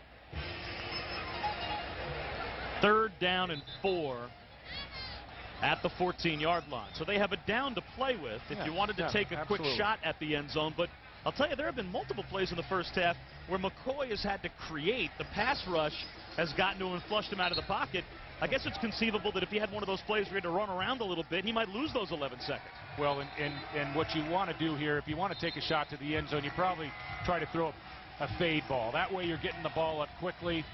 You're not risking the interception. Just make sure as a quarterback that you don't underthrow the football. But the fade route is what you throw here if you're going to take a shot into the end zone. And is Colt McCoy told if it's not there, throw it away? Yeah, well, of course. And but he's going to get the ball up quickly. He has a look to his left here at the bottom of the screen. It looks like they're going to roll out. This is dangerous with the time. Towards the end zone, a leaping catch made, a flag down.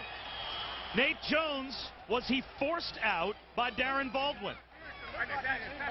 Well, it doesn't matter whether he's forced out. The force-out rule doesn't apply at the college level. It's a matter of whether he got a foot down. And Central Florida is going to get flagged here for pass interference. Looks like Darren Baldwin, number 20. Out of bounds, certainly. That's a great effort in the end zone. The officials right now conferring. Texas thinks he may have a touchdown. Interference, number 20 of the defense. That penalty is declined. Touchdown. Wow. Did his toe get down? That last angle seemed to show pretty clearly he landed on the sideline before a foot got down. Well, if he got a foot down in bounds, obviously a touchdown. And again, keep in mind, this isn't the NFL. There isn't a force out. I don't think he got a foot in bounds, and I think this is going to be reversed. His left foot is off the ground when he catches the ball. It's the right foot that is the determining factor. And George O'Leary immediately was out on the field asking for a review, which seems pretty automatic here. Now, this is incomplete, and this will be reversed. You know, on Sundays we see force outs, and it's a judgment call by the crew as to whether a receiver would come down with 2 feet in bounds in the NFL. In the college game, it's clean cut. 1 foot in bounds, a touchdown. And Nate Jones just did not get a foot down inside the sideline. Well, we've already had one big review here in the first half go the way of UCF as a 40-plus yard completion of Lima Swede was ruled to have been an incompletion. This last play ruled a touchdown on the field, but seems pretty clear cut that he was out of bounds. Well, and a big official review for George O'Leary in Central Florida.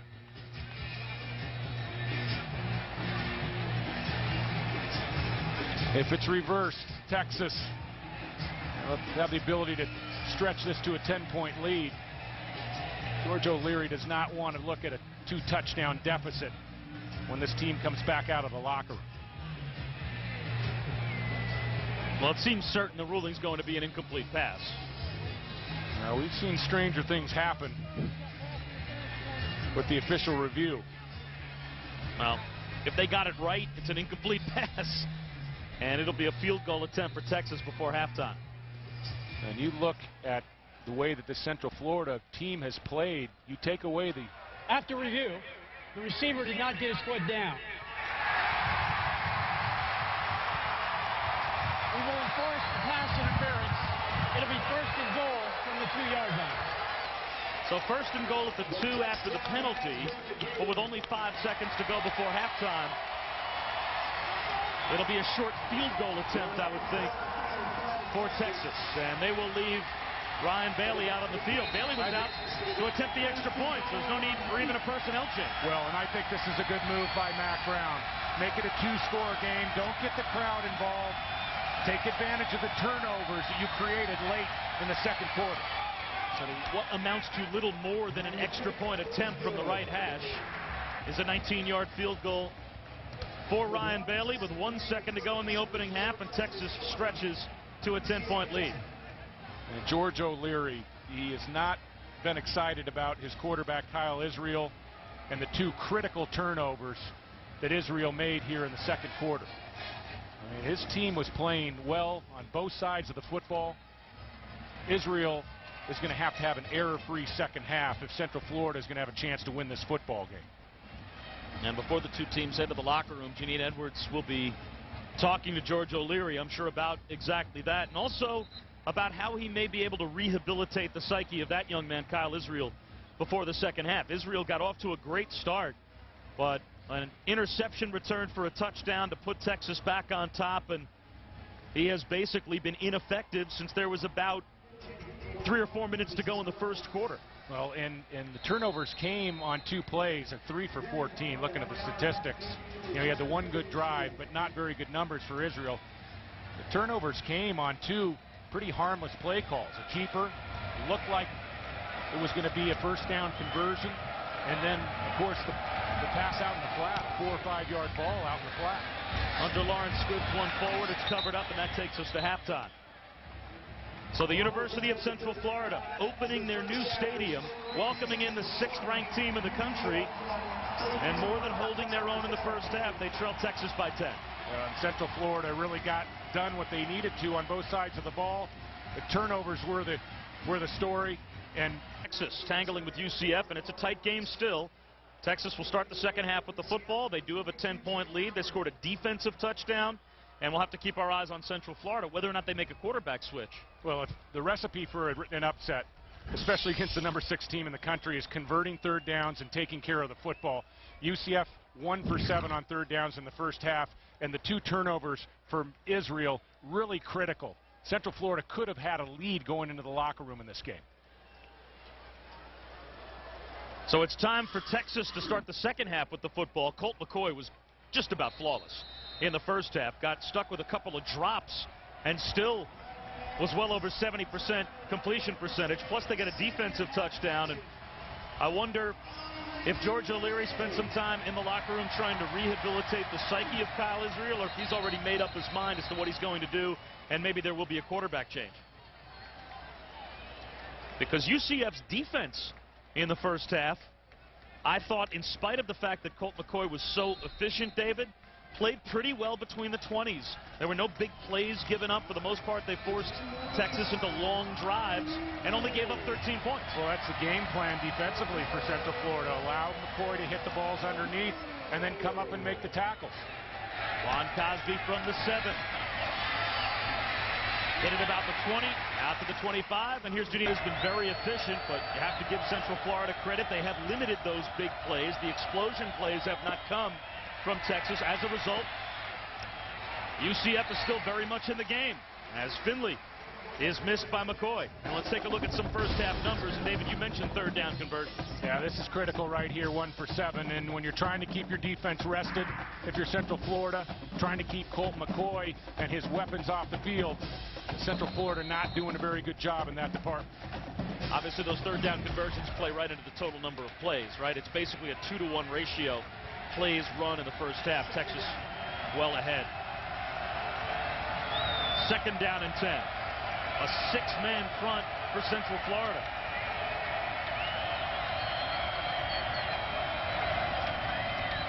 McCoy well protected this time, comes underneath and has Finley. A gain of 5. Well, this has to be frustrating for Texas fans that want to see some big plays.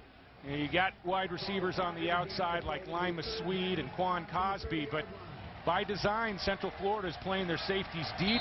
They're playing the cornerbacks off. And I think it's safe to say here in the second half, they're going to force Colt McCoy to put together long drives down the football field. Central Florida with their nickel defense on the field. 5 wide goes Texas. An empty set on 3rd and 5. And McCoy underneath again, and it's Finley. Good for about 8 yards and a Texas first down. Well, I like this, getting Jermichael Finley involved. He is a special athlete and really a hybrid in between a wide receiver and a tight end. The type of guy that can really create mismatches down the football field. He was a wide receiver in high school, but at 6'5", 240 pounds, shifted to tight end. More of a pass-catching tight end. But Mack Brown is a fan. McCoy again uses his feet. Scrambles out across the 45 to the 46-yard line. Emeka Okamore tracked him down after a gain of 8. And again, if you're not involved in our broadcast, why not? Get to your computer. You can chat with David Norrie throughout the telecast live on the college football page at ESPN.com. Yeah, grab your PC and watch us live on television. Get your eyes trained on a monitor. And we've had some lively conversation from UCF fans and Texas fans. A lot of people weighing in from Austin. Here's a down and distance that an offensive coordinator loves. 2nd down and 2. Charles breaks free. Breaks another tackle. Deep into UCF territory and stays on his feet all the way down to the 26-yard line.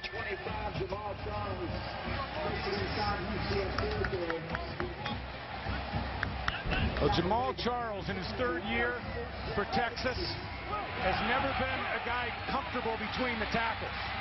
But he's learning to run in traffic. And just a broken tackle away from taking it all the way. Very slippery in space. Charles up to 81 yards rushing. He ran for 100 yards in both of the first 2 Texas wins this season. Now the quick hits to Nate Jones. And he is written down for no gain. Nice play by Joe Burnett, the junior from Eustis, Florida.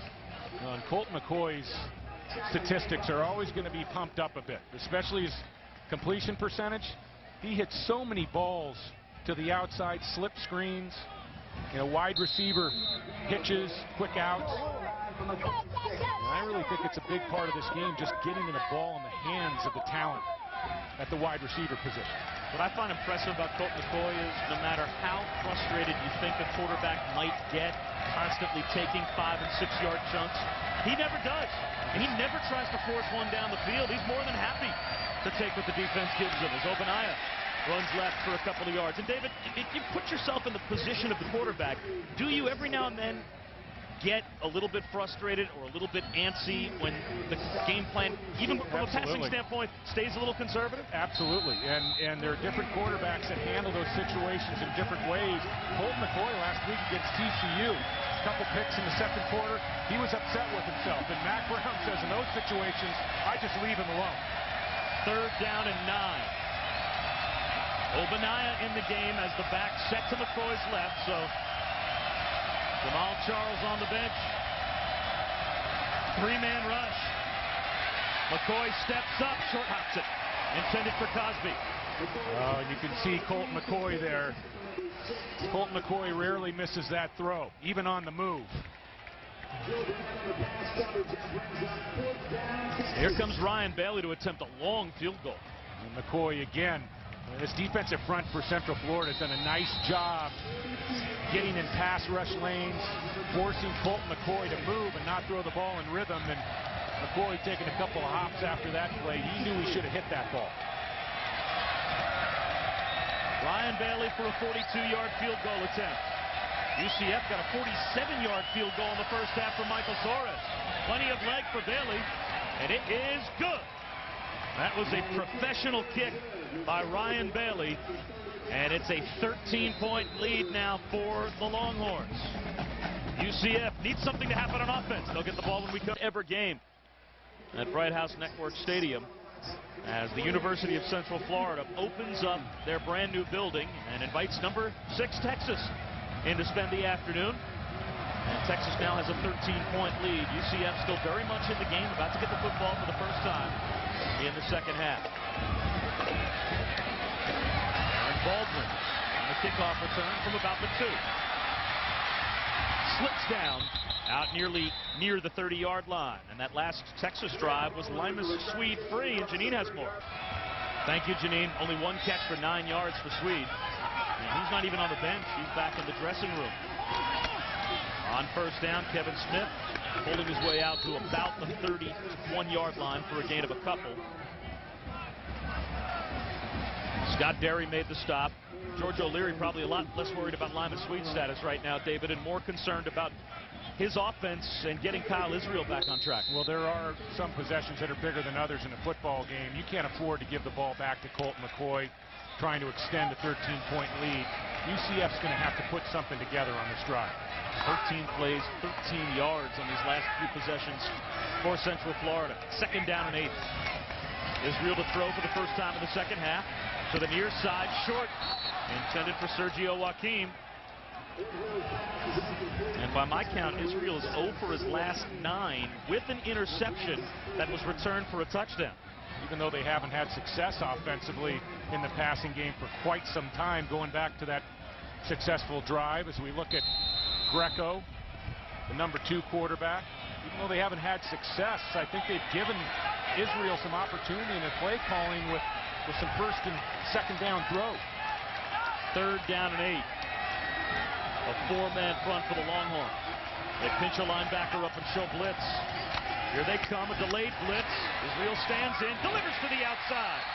Well, that might keep Kyle Israel in the game for a bit longer. Kamar Aiken not only makes the catch, but then gets drilled out of bounds and flags come out. Well, this could turn into a 30-plus yard play with the penalty added on.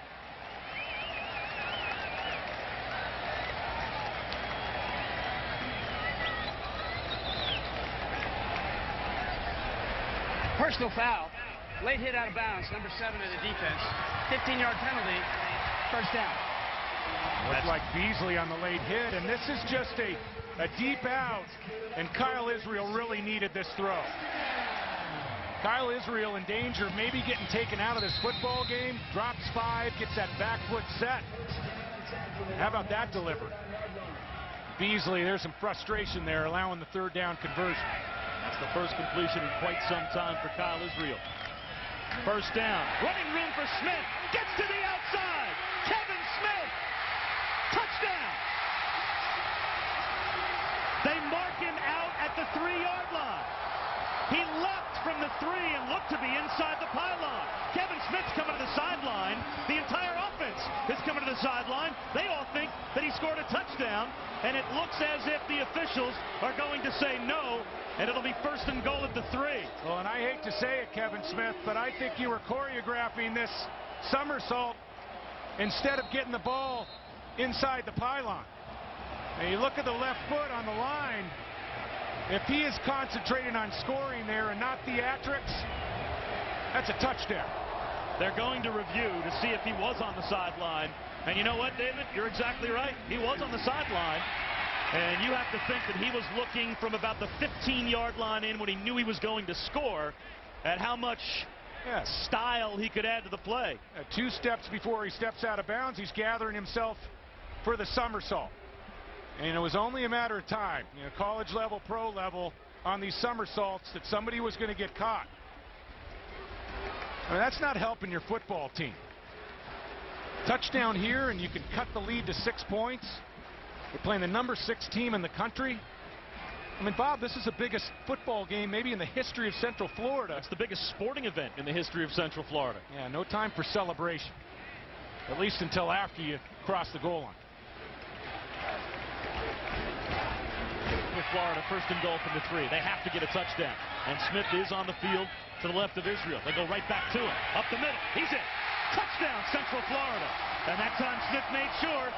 And it's a 1-possession game early in the 3rd quarter. And for the first time in a long time, the crowd is back in it.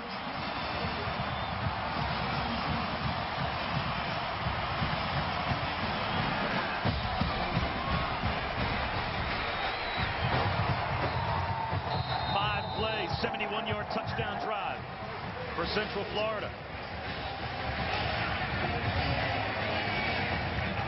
Michael Torres' extra point is good.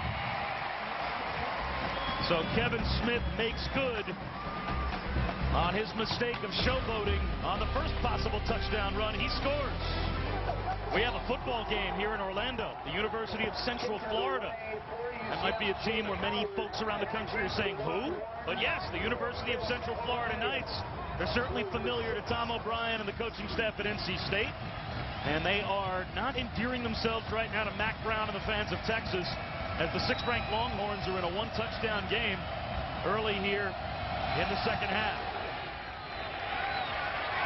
Juan Cosby from his own 9. Gets loose, out across the 30. Another good return out to the 32-yard line. And let's check in again with Stan Verrett. Good football game there, Stan, and a good one here in Orlando. Back to the offense goes Colt McCoy and the Longhorns. Without Limas Swede, done for the rest of the day with an ankle injury. To the ground it goes to Jamal Charles. Nope. McCoy with a nice play-action fake on a keeper. Sneaks to the near side left and gets out to the 38-yard line. Well, here's some keys, and here's how UCF is faring. Well, I think they've been great in the red zone, and that was an area they really struggled a year ago. The 2 turnovers, huge by Israel in the first half. And, of course, Texas, they'd like to be a lot more explosive on the outside. Limas Swede in the locker room certainly does not help the Longhorns. Juan Cosby has given Texas all the support they would need in that receiving corps. He's been magnificent today. Charles to his right, tracked down by Chance Henderson. Only a sophomore, a true sophomore. He played in every game last year as a true freshman, but mostly on special teams. Now he is integral to that interior part of this UCF defense. No, and Bob, the linebackers for UCF, the story in the offseason, not enough speed. They've reloaded with 2 true freshmen, and then you have Henderson in the middle, and not only going to help them against teams like Texas, but in a Conference USA with so many spread offenses, speed at linebacker really helped. Here comes the crowd on 3rd and 5. Play clock down inside of 5 seconds. A 5-man rush. McCoy can't beat it. Flags down. Boy, the Texas sideline is livid. They thought it was pass interference. Antonio Wallace belted McCoy on the release. And the UT sideline came 5 yards collectively out of the field looking for a flag. And Antonio Wallace has had himself a heck of a game. I mean, he's been breathing down McCoy's neck. McCoy has been feeling the heat. That was borderline late hit. But really disrupting McCoy in the pocket and sacrificing some accuracy was McCoy trying to get the ball down the middle of the field. Some rain starts to fall again here in Orlando. Burnett, Fields. He was All-Conference USA as a return man last season. And he is brought down at about the 37-yard line. In the rain, a 35-yard punt, a 4-yard return. Robert Killebrew made the stop for Texas. A chance again for the Central Florida offense. Florida, one of those classic Florida kind of summertime blinding rainstorms just kicked in as we went to commercial break. The two running backs, Jamal Charles and Kevin Smith, pardon me, have both been integral to each team's success today, and now the rain already with an impact as Kyle Israel can't handle the snap. As a quarterback, I hated a wet ball, and most quarterbacks do not like rain. You really have to concentrate just to get the exchange from center. And typically rain is an equalizer. You know, it helps out the team that's the underdog, but not if you can't secure the snap. And a loss of 4 yards on first down. And now the officials come out, stop play, a timeout call. And that timeout came from the bench. Central Florida spins their first timeout. With 8.5 minutes to go here in the third quarter of a game that is now one possession. And from the officiating crew, use as much as possible. I was going to give you a little prop there on our on-camera, Bob, but as a quarterback, you want to come out of the huddle and know that they're using that towel liberally. Israel to the air, underneath to take it, stays on his feet, and gets out to the 37-yard line. And now an altercation breaks out between Rocky Ross and Eric Jackson, and those two are separated before flags come out. So now it's third and a more manageable down and distance, third and about 5. Yeah, and as a quarterback, Kyle Israel, he's focusing on the call, but when you come out of the huddle in heavy rain like this, you're wondering, and you don't quite trust anybody, including your center. You never really know just how slippery the football is going to be when you finally get your hands on it. Kyle Israel had a huge third down conversion on the last Central Florida possession. A possession that resulted ultimately in a touchdown. Looking for a third down completion here. A wobbly ball intended for Ross. And that one looked as if it came out going sideways. That was certainly a slippery ball throw by Kyle Israel. Well, and that was almost an interception. I mean, Kyle Israel, you talked about waiting and wondering just how wet the football is going to be. That ball got away from him. Look at that ball in the air. It's like the Hubble telescope out in space. And I'll tell you what, Israel got away with one there. Now some concentration necessary for Quan Cosby. But a punt that he waves his teammates away from and takes a Central Florida roll all the way down to the Texas 21-yard line. They've got a 6-6 record and over 4 ERA to show for it. So the Rocket, of course, a Texas alum, might be watching right now, will be pitching in his old digs at Fenway Park on Sunday night. The Rocket, huh? George O'Leary, sometimes a punt. Looks like we've got an injured Knight down on the field.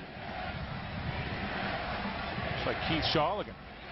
That would be a tough loss for Central Florida. He is their best interior defensive lineman. Has a sack and a fumble recovery already in today's game. Looks like he's going to be able to come off under his own power, but sometimes a punt isn't bad in the rain, and I think George O'Leary is comfortable that he was able to change field position and maybe put the ball in the other quarterback's hands. See how young Colt McCoy can handle it. It may just have been a cramp for Shawligan. He'll be back out there soon. You want to know why he'll be back out there soon? Because he's from Edmonton and he's a hockey player. He's a pretty tough hombre. We asked him in our meetings, what would happen if Yari Curry and Mark Messier walked in here right now? He'd say, I would go over and worship them. No guy on my team would have any idea who they were. At the very least, a hug. Jamal Charles breaking tackles and picks up a first down. Dallas Griffin, the center downfield, paving the way for an 11-yard gain. Well, in Texas, this has been an exercise in patience. An offensive line that's starting to come together, but the way that Central Florida is playing in the secondary, deep safeties, corners playing loosely, this has had to be run game in between the tackles with some short passes mixed in. The rain has lightened considerably. Now just a mist falling here as they run the stretch play to the near side. Not much there for Charles. Chance Henderson stretched Charles out and brought him down after a gain of a yard. The rain starting to lighten up a little bit. It was really coming down during the Knights' last offensive possession. I don't think George O'Leary has much of a problem with the rain here, just as long as Texas has their hands on the football. That's the way it works in Florida from early June, at least in this area. In Miami, it's all year round, but kind of early June to mid-September, you will get these 15-minute blast rainstorms, and that's just what blew over the stadium a short time ago. Jermichael Finley up the right sideline, a couple of yards shy of a first down. Darren Baldwin, a true freshman from Green Cove Springs, Florida, brought him down. A nice play by Baldwin, and a lot of freshmen playing on this defense. Of course, Lawrence Young making a big impact a couple weeks ago, the true freshman linebacker at NC State. George O'Leary is having success on the recruiting trail. 3rd down and 3.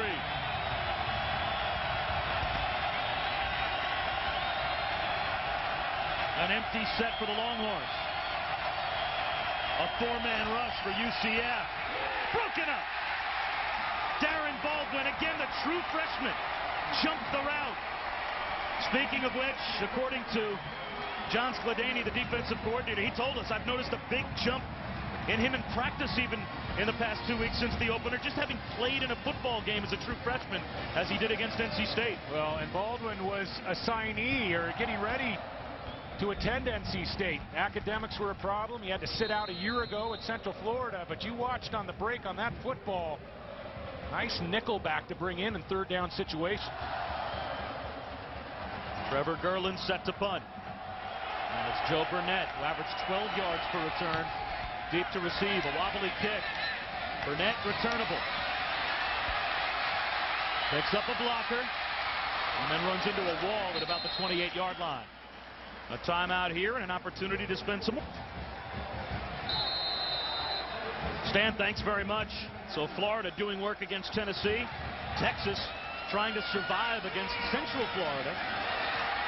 And there goes Smith. A pickup of about 8 more yards. Roderick McElroy on the stop for Texas. And when you pick up 7 or 8 yards on first down, for George O'Leary, that's like a breath of fresh air. Hitting the ball on 1st or 2nd down, you know, a nice chunky yardage on the ground. It really takes pressure off Kyle Israel at quarterback. The rain has basically stopped altogether. Smith with running room again, has a first down. He's closing in on 100 yards as well, 6 more for Kevin Smith. Well, Kevin Smith is an experienced back, and watch the way he sets up this cut. Back to the middle of the field, gets his pad level low. He is really a talented back and a guy that I think is going to play on Sundays, Bob. Well, it's funny, that was exactly what Tim Salem said about him, right? That the country may not know a whole heck of a lot about Kevin Smith, but scouts have taken notice. He's only a junior, so he still has another year here at Central Florida, should he choose to come back. Israel to the air, underneath, and it's Rocky Ross. First down, Central Florida to the 47 of Texas, a gain of 11 more yards. Now we're seeing Kyle Israel getting some good work up front, short drops. The ball's coming out quickly and operating to his slot receiver. Timing was the key on that last route. Right back to the ground. Smith makes a nice move in the backfield and gets the edge. He's at the 35, all the way down to the 31-yard line of the Longhorns. A gain of 15 more. Well, Kevin Smith is going to get a great block outside. Let's see if we can freeze it. Right here. Right there. A.J. Guyton, freshman wide receiver. How about the block? Springing Kevin Smith. And then utilizing that cutback again.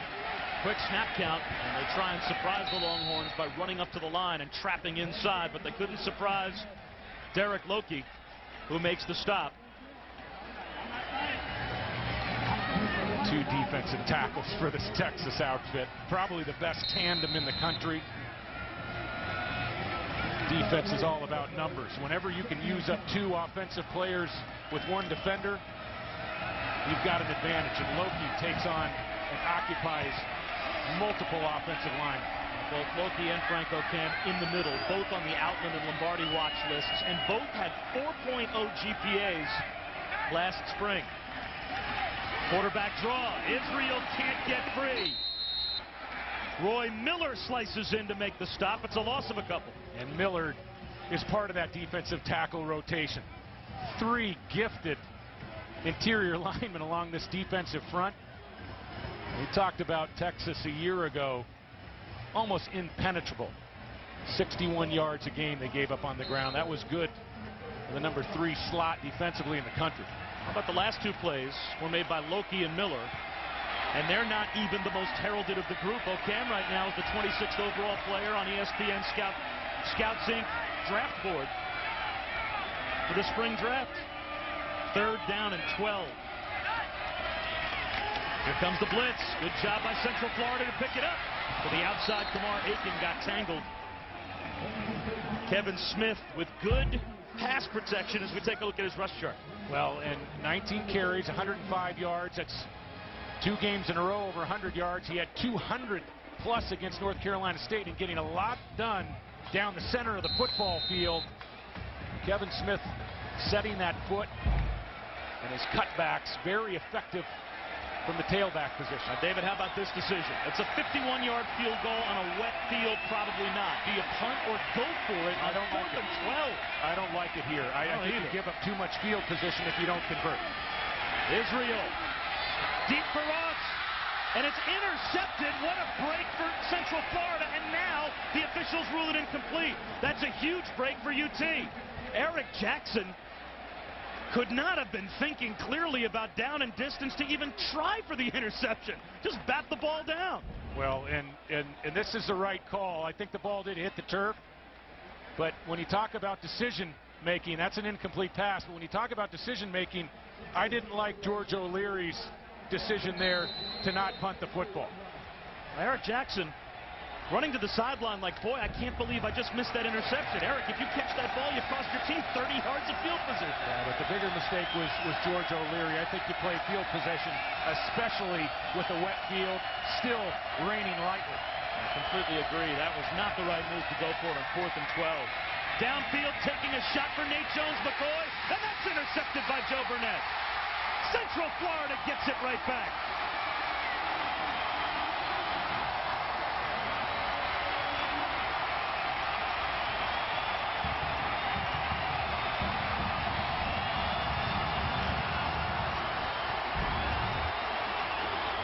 This is a tremendous play by Burnett.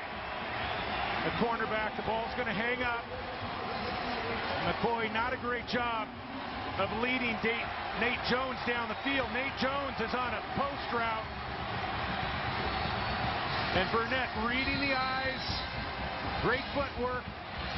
Jones almost had him crossed, almost had his feet crossed. Great recovery from the young cornerback. That was a spectacular interception by Burnett. Israel on a keeper. It's outside. That was no quarterback slide. He's close to a first down.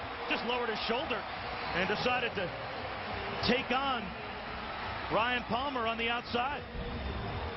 Well, Israel made a big mistake in the first half on the keeper, put the ball on the ground. Texas cashed it in.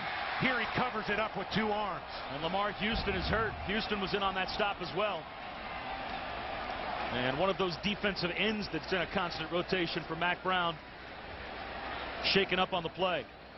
6 for 21, not great numbers, but remember, at half, Kyle Israel was 3 for 14.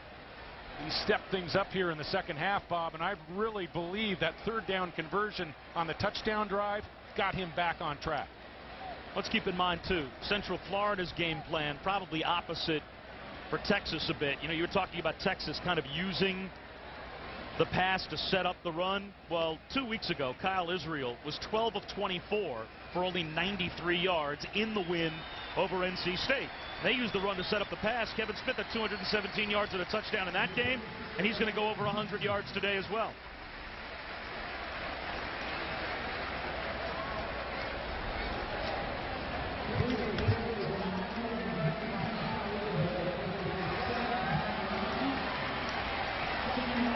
Texas with a 23-17 lead. And UCF wearing the gold jerseys. Is there a pot of just that at the bottom of that rainbow? That is beautiful. It just came out after the thunderstorm blew through. And you wonder if there's a possible win for Central Florida at the end of that rainbow. As they have now second down and about a half-yard, just shy of midfield. Another keeper for Israel. And he's got the first down and then some. Mashed to the turf by Robert Killebrew after picking up 6 yards. Well, I like the play call. This defensive front for Texas, they're believers with Kevin Smith, and they're starting to bite on fakes. And George O'Leary, very crafty. I don't think that's the last time we'll see that keeper. Minute to go in the third quarter. Almost saw him break out a wry smile there on the sideline. Trips to the top of your screen for the Knights. 1st and 10 right at midfield. And now it's back in the hands of the franchise back. He's making moves. Kevin Smith breaks free. Inside the 20-yard line before he's hauled down. Ryan Palmer saved a touchdown. A gain of 32 more for Kevin Smith. And he's shaken up. Smith is hurt. Well, Kevin Smith coming into this football game, the leading rusher in the country. Looked like he was shaken up, but he's back up. And how about the explosiveness to the outside? I do believe that the success that Kyle Israel has had at quarterback here in the second half has loosened things up for Kevin Smith. Well, Kevin Smith picking up 30-plus yards on that carry, but now he's on the bench. 18-yard line. So now it's Philip Smith, a sophomore, in. 110 rushing yards for Central Florida this half, and they're back in the red zone. Here's Philip Smith inside the 10, leaping down to about the 8-yard line, very close to a first down, and backup tight end Corey Rabazinski helped pave the way, a gain of 11 more. This offensive front, you can't say enough about Central Florida up front. This is one of the premier front sevens in college football, and they are moving Texas off the line of scrimmage. Philip Smith didn't even make the trip 2 weeks ago to NC State. That's a heck of a first run for the second stringer. Well, Kevin Smith is already on the sideline. He wants to come back in. Philip Smith stays in, 1st and goal at the 8. He takes the handoff, cuts it back at the 5, and he's down to about the 2. Eric Jackson saved the touchdown for Texas. That will take us to the end of the third quarter. Mayhem at Bright House Network Stadium in Orlando as we go to the fourth quarter of a 6 to take the lead with a touchdown and an extra point.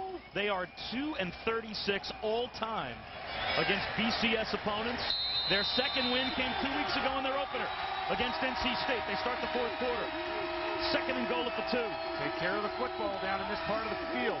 Israel up the middle. It's Smith at the goal line. Stopped just short.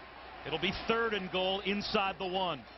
And when you've had rain, you got a wet ball, a wet field, and the timeout between quarters, you talk about things on the sideline.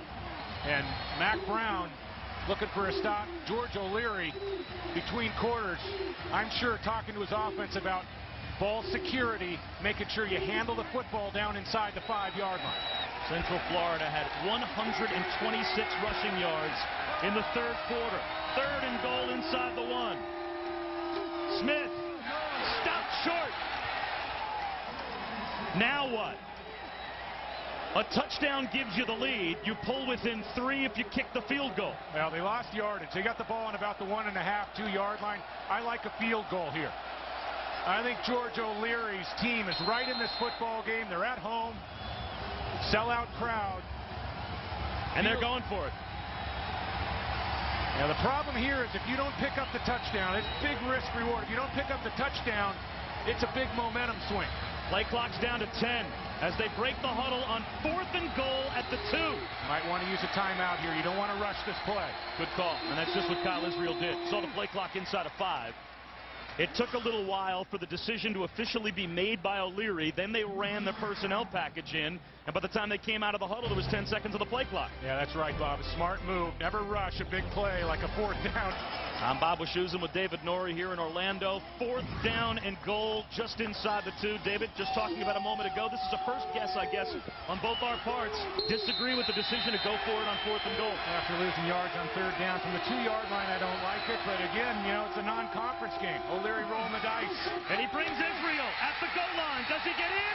Well, they make us look like dopes with that decision. Touchdown. Kyle Israel ties the game early in the 4th quarter. And you certainly can't accuse that coaching staff and George O'Leary for not playing to win.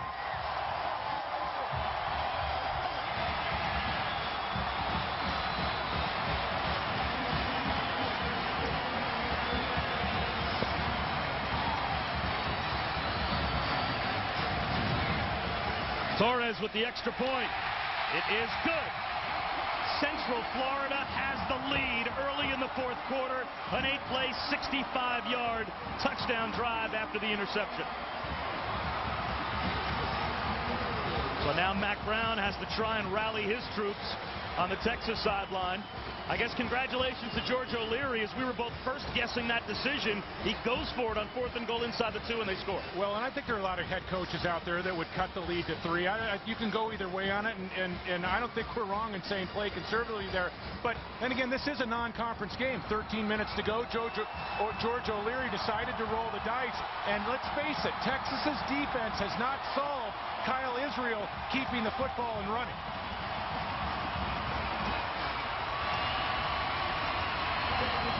This brand new stadium on UCF's campus, as opposed to the Citrus Bowl, which is about a half-hour drive away, or normally would take folks about a half-hour to get there, has a whole different level of atmosphere.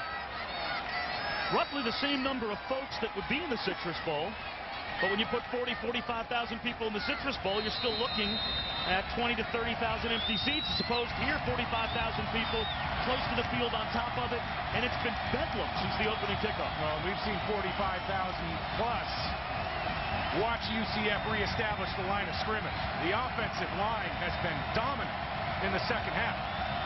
Jake Howard to kick off, and it's a short kick. Cosby moves forward and fields at the 16-yard line. Chance for a return out across the 30 to about the 33. UCF has the lead. Let's face it, Central Florida's a pretty good football team. They proved that 2 weeks ago. You think they have Texas's attention now? Colt McCoy, cool as a cucumber in the pocket, and he finds Nate Jones plenty good enough for a first down to midfield. And how about Nate Jones re-emerging in this Texas lineup? You know, as a freshman 3 years ago, he had some real flashes. And he was down in the 195-pound range. Put on some weight, kind of became lost in the national title season, and has really re-emerged. One of the top 10 receivers in the country right now, Bob. Texas down by a point at midfield. A 4-man rush just about gets to McCoy. Again, he buys more time and finds his man again underneath to Jermichael Finley. And Lyman Swede over on the Texas sideline getting taped up, but he is now relegated to be nothing more than a spectator, out with an ankle injury after catching 1 ball in the first half. So if Texas is going to come back, they'll have to do it without their best offensive weapon. And you really lose a vertical threat. Billy Pittman already out. He's going to be back next week, but not as much deep potential for Colt McCoy in the playmaking department down the football field. 2nd down and 1.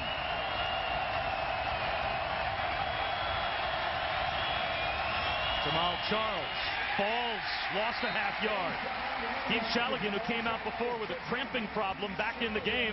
He forced the issue inside, and now it's 3rd down and close to 2. The big number 74 is really having a football game, working against this Texas offensive front. UCF with their front 4. Really a strength. Looks like Shaligan's going to get a blow. I'm sure he'll be right back in the lineup. He was limping again, David. Maybe still having problems with the cramping issue.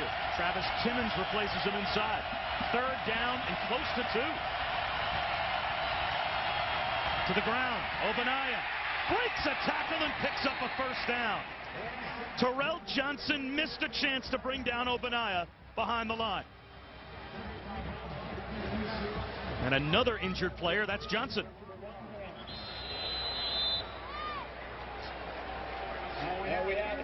stoppage on the field. Wow, that looks like an arm injury. Tanner for the Longhorns slow to get up. He's the starting left guard. But Terrell Johnson, number 98, is huge in this defensive scheme. Take a look and see if we can. Oh, and he landed awkwardly on that left shoulder, it looked like. But Terrell Johnson, we talked to John Skladany, the defensive coordinator, yesterday, and he said that number 98 can really hold a point. He's not going to get moved around in there. Yeah, John Skladany said, if they move him, I'm leaving. Oh, he got a flash of his quickness getting deep penetration into the backfield. All-time a #1 ranked team has visited Memorial Stadium since Oklahoma went in 1978. 1st and 10 for Texas, a tipped ball. What a catch on the outside by Quan Cosby. That ball looked to me at least to be deflected somewhat. He adjusted, made a one-handed catch. Now this was a misfire from Colt McCoy. Coming outside to Cosby. Watch the left hand. Wow, dangerous throw. That's the type of ball at quarterback, when you let it go, the breath comes out of you. 10 catches, 67 yards for Cosby. And Joe Burnett, I think, got a piece of that ball. Redirected it, and Cosby still was able to pull it in. McCoy to the near side to Shipley. Makes a move. Inside the 30, down to the 28. A yard shy of a first down. It'll be 3rd down and 1. Central Florida talked all week about tackling. Tackling was going to be the key to this game. McCoy was going to hit some passes underneath, and I think they have risen to the task. Very solid keeping these skill players in check. 3rd down and 1. Nearly 50% 3rd down conversions for Texas. Inside of 11 minutes to go. Obanaya in the game as the lone setback. McCoy sneaks and has it. 1st and 10 for the Horns at about the 26-yard line. Great teams put together methodical drives to respond, especially when they lose the lead. Mack Brown has to be impressed with the way that Colt McCoy and this offensive front have come back and reestablished the line of scrimmage.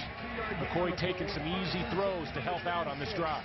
We've seen Lima Swede make some deep plays. We know Colt McCoy can throw the ball deep, but I have been so impressed with his composure and just acceptance of the game plan. He has not forced anything all afternoon, and now it's 1st and 10 at the 26, the 8th play of the drive. A pump fake almost intercepted.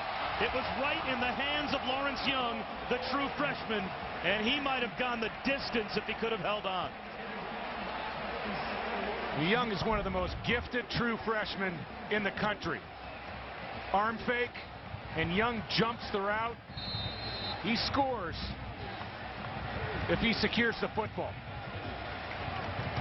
Colt McCoy got away with one right there. Isn't that always the way it works, too? You praise a player over and over again, and the next play, it's like you jinx them. Everyone back in Austin, as I'm talking about how great Colt McCoy is, probably going, all right, that's enough, quiet down. 2nd and 10. McCoy, after the near interception, comes to the same side, and a diving catch made by Cosby. No, ruled incomplete.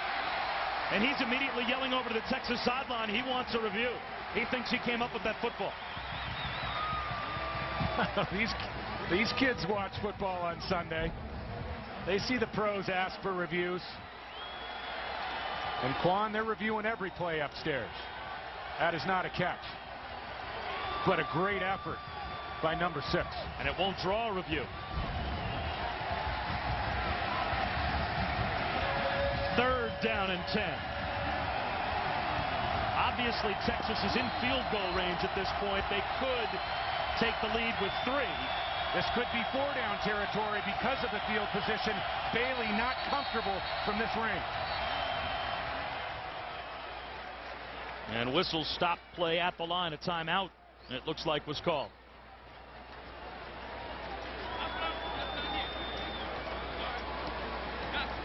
Texas is challenging the last play. Texas is now going to use a challenge. As Mack Brown apparently probably saw some replays, or at least had his assistants upstairs see some replays and bought enough time to then get the word that this might be worth challenging.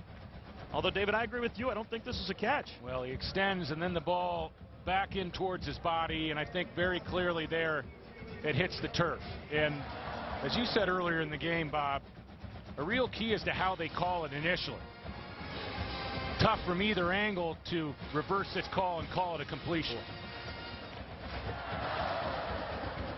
And how long has it been since we've seen a coach's challenge? I mean, the coach's challenge was a novel move in college football 2 years ago, but every play gets reviewed. The pass is incomplete. Down. So video confirms the original call. And I believe that's the fourth, if not the fifth play that we've had reviewed today. Certainly the fourth. On the coach's challenge, I mean, every play is reviewed in the booth. So a coach's challenge is basically, hey, could you take another look? Could you take a little bit more time to see it from a couple more angles? 3rd down and 10 after the incompletion is confirmed. 10:21 to go. Again, Texas playing without their All-American wide receiver, Lima Swede.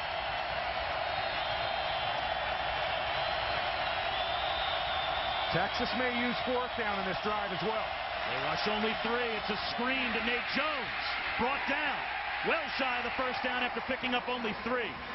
So now it's 4th and 7. And here comes the field goal unit. That was a nice play by Texas to at least pick up some yards and give Bailey a more manageable distance.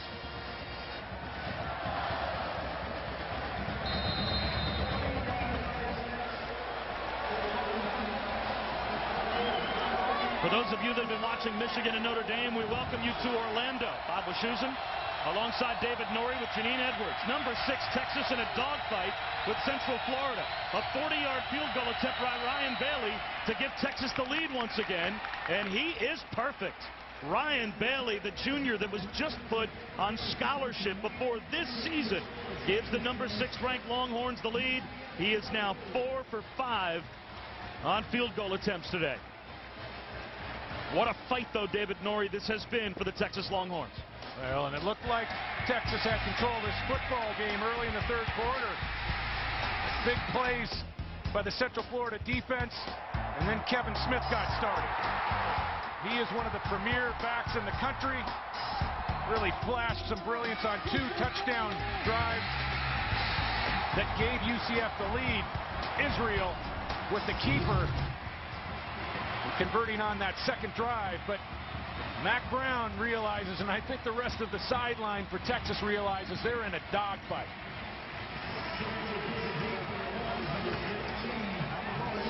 And that last highlight that we saw was the touchdown run and the quarterback draw by Kyle Israel. That came on 4th down and goal, just inside the 2, with both of us standing up here saying we thought George O'Leary was wrong to make that decision. Well, and George O'Leary, he had confidence in Kyle Israel, and Kyle Israel has had a lot of success on keepers in the 2nd half.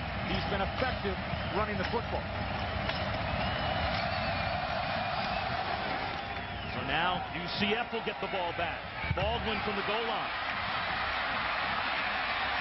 Brought down at the 20. Back in the year 2000, wins that they have ever had on the road against BCS teams, but now they're in their brand new home here at Bright House Network Stadium, and they have number 6 Texas in quite a battle.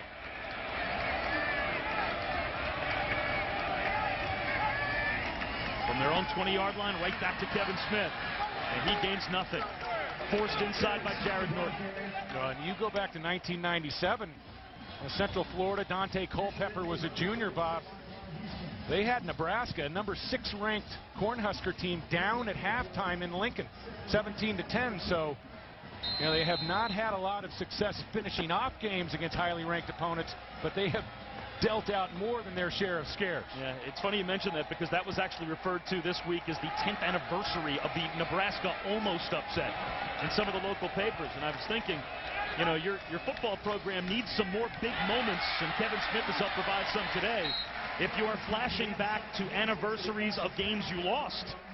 So to take a step forward, if they were to win this game today, it would just be the most monumental moment in the history of this football program. And Texas, give them some credit. They have taken every punch from UCF today, and they're back in the lead midway through the 4th quarter. Well, Texas saw the film 2 weeks ago. This Central Florida team had North Carolina State at Raleigh-Durham down 25-3 at half. A big third down conversion opportunity here. Third and a long 4. Israel buying some time, tucks it under, flags down as Israel spins out short of the first down. Most likely holding against Central Florida. And Texas will decline this penalty. And Central Florida will be forced to punt it away. Number 85 of the offense. 10-yard penalty. Third down. And let's head down to the field. It's a different kind of pride on campus across the board. There was a front page article today in the Orlando Sentinel going back to memories of folks that used to go to UCF and how the campus has changed. The whole atmosphere has changed. It used to be a commuter school, more kids living on campus. But the issue now is that Central Florida trailing has to punt it away. And Cosby will let it bounce. And again, it takes a nice UCF roll all the way down. It will die inside the 20-yard line of Texas. With 7:53 to go in the fourth quarter. The Knights need a stop on defense after a 53-yard punt. Texas with a 2. Texas and Central Florida has been a tremendous game from the start. And the 6th-ranked Longhorns with a 2-point lead, 7:53 remaining in the fourth quarter. And Colt McCoy has the football back with Chris Ogbonnaya set to his right in the backfield. McCoy will go to the air and find Ogbonnaya. And he gets out of bounds at about the 23-yard line. Pushed out by John L. Neal. Well, this is a real defining moment for the UCF defense. And it's an early point in the season where George O'Leary is going to find out what he has defensively. Colt McCoy is going to want to stick to his game plan, hit some of those easy underneath throws, and count on his athletes to pick up yards after the catch. 2 tight ends in on 2nd and 5. Ogbonnaya winds his way out to about the 27-yard line. Travis Timmons was the first there for UCF. Yeah, Texas hasn't hesitated to use Ogbonnaya in this game. Jamal Charles has not been very effective between the tackles, and I think Mack Brown believes that Ogbonnaya gives him a little more pop inside. Jamal Charles is standing on the Texas sideline. There he is. Not like he's back at the trainer's table. He looks plenty healthy enough to be in the game. It's Chris Ogbonnaya. Jamal Charles is a home run deluxe. The type of guy you can take at the distance, but for the tough yards in this point of the game, Ogbonnaya is the guy. 3rd down and 2. McCoy, quarterback draw, has the first down and plenty more.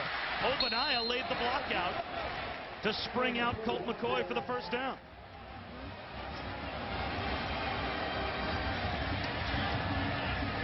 Neal slow to get up for the Knights.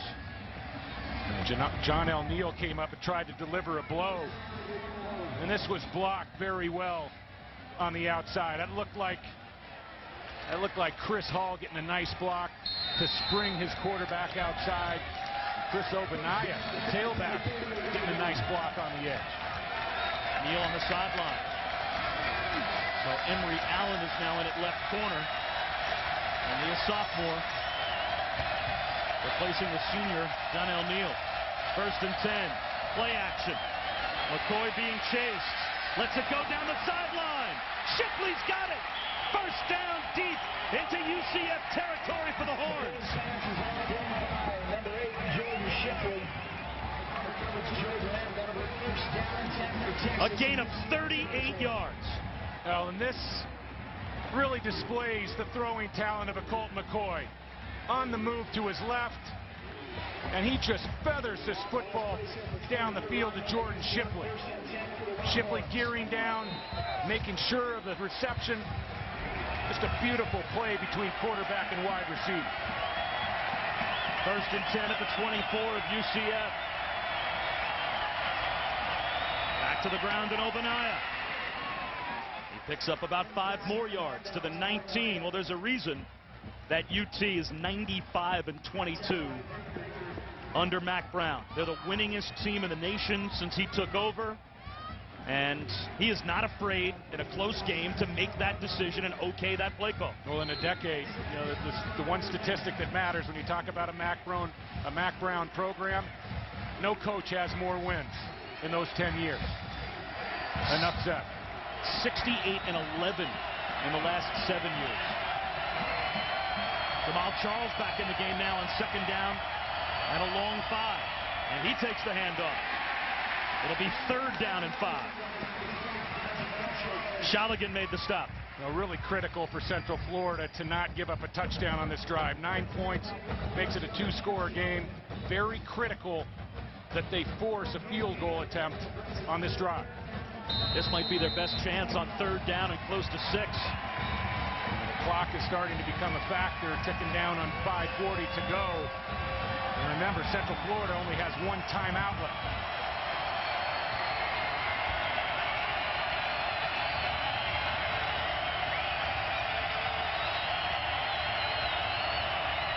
Third down and 6. A tipped ball out of bounds. Blaine Irby couldn't haul in the pass from Colt McCoy. So here comes the field goal unit to stretch potentially to a 5-point lead, but most importantly, as you said, for Central Florida, keeps it as a 1-possession game.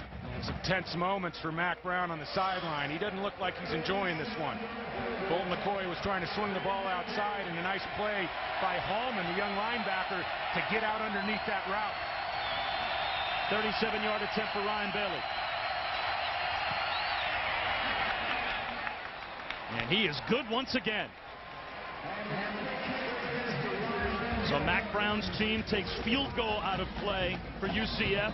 The Knights would need a touchdown. Still very much a game here in Orlando as Texas takes a 5-point lead with 5:17 remaining in the 4th quarter.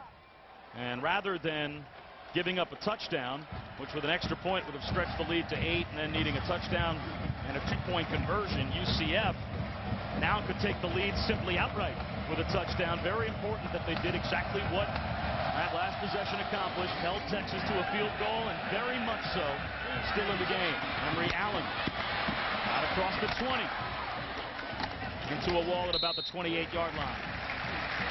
Well, Central Florida might not lose his footing a bit as he tried to cut back. Picked up about 6 yards. Yeah, he tried to plant that left foot and get north-south and might have picked up quite a few more yards. He's had more than a couple rain squalls during this game and a lightning delay as well, Bob. Kevin Smith now to the sideline. 25 carries for 150 yards for Kevin Smith, and he's on the sideline with an issue with his shoe. 2nd down and 4. Philip Smith now in the game at tailback. He takes the handoff.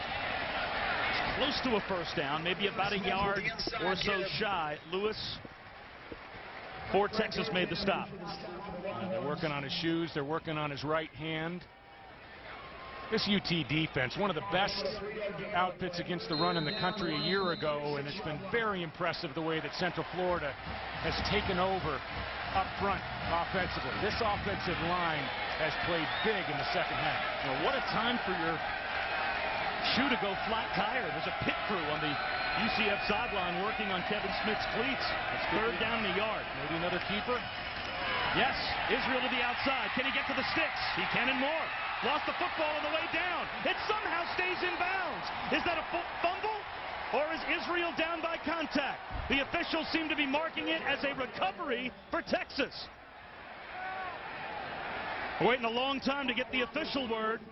It is Texas's football. Boy, was it me, or did it look like as Israel came close to the turf, the ball popped out? Is he down by contact? Well, it's a great play call. Helmet comes in, and that's a fumble. And Kyle Israel, for the 2nd time in this football game, has made a critical error. Ball clearly starting to come loose. And you talk about a huge mistake in your half of the football field. It's a great call by the officials, a great play by Ryan Palmer to force it for the Longhorns. And another bad break, too. After the ball comes loose, if we keep this rolling, guys, watch it roll on the sideline and somehow stay in bounds. This ball looks like it's going to squirt out of bounds and somehow takes one of those funny bowls that a football will take and stays inside the field of play. Yeah, it took a left turn, a hard left. But Kyle Israel, for those of you that have joined us, 2 critical errors on turnovers in the 1st half. After review, The play is confirmed. First down, Texas. And it was only a matter of time before this play was upheld and the ball was secured before the defender got out of bounds. That was a nice call by the officials getting together on that one, and Kyle Israel just has to hope that this defense can get the football back for him. Let's take one more look at the recovery by Griffin. And he did, according to the officials, manage to maintain control of that recovery before going out of bounds. That was dicey. On first down, flags down. This is a free play for Texas as it looked like Central Florida jumped in the neutral zone, and here goes Jamal Charles to the house. Touchdown for the Longhorns. A 46-yard touchdown run. There is a flag down, but it looked as if that flag was thrown when UCF jumped into the neutral zone. Offside. Number 9 of the defense. That penalty declined. Touchdown. Central Florida quit on the play. The Central Florida defense saw the flags. They saw their player in the neutral zone, and they quit on this play. Watch the defense stop. And you don't want to stop when you're facing Jamal Charles. He gets outside, and it's set it and forget it. So that does indeed make it a two-possession game with 3:37 remaining. And it looks like Texas is going to escape Orlando and start off the season 3-0, and none of them easy. Central Florida had their chances, and when the UCF crew goes back in and checks out the film, it's going to be the mistakes at the quarterback position, especially the turnovers, that cost them. A two-point conversion attempt now for the Longhorns. No good.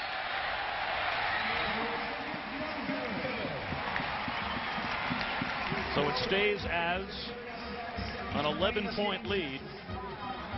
And I'm not sure, as I think it through, what the logic is behind the two-point conversion attempt there. If you kick the extra point and you make it 12, I don't know the math that Mack Brown is doing there when they decide to go for two. If you kick the extra point, it's 12. If you go for it, if you were to fail to get it or get it, it's 13. No matter what, you need two touchdowns. Now it's a touchdown, a two-point conversion, and a field goal that UCF would need in order to tie the game. Yeah, and there's no reason to go for two on that play because it doesn't do you any good to go up by 13 points. But it can hurt you if you're only up by 11 points. You don't go for two, to get to 13 points. So still some life for UCF. Not quite sure what the decision process was on the sideline for Texas there, but a big offensive play, and Jamal Charles finally shakes loose in the second half. I mean, it should be a moot point.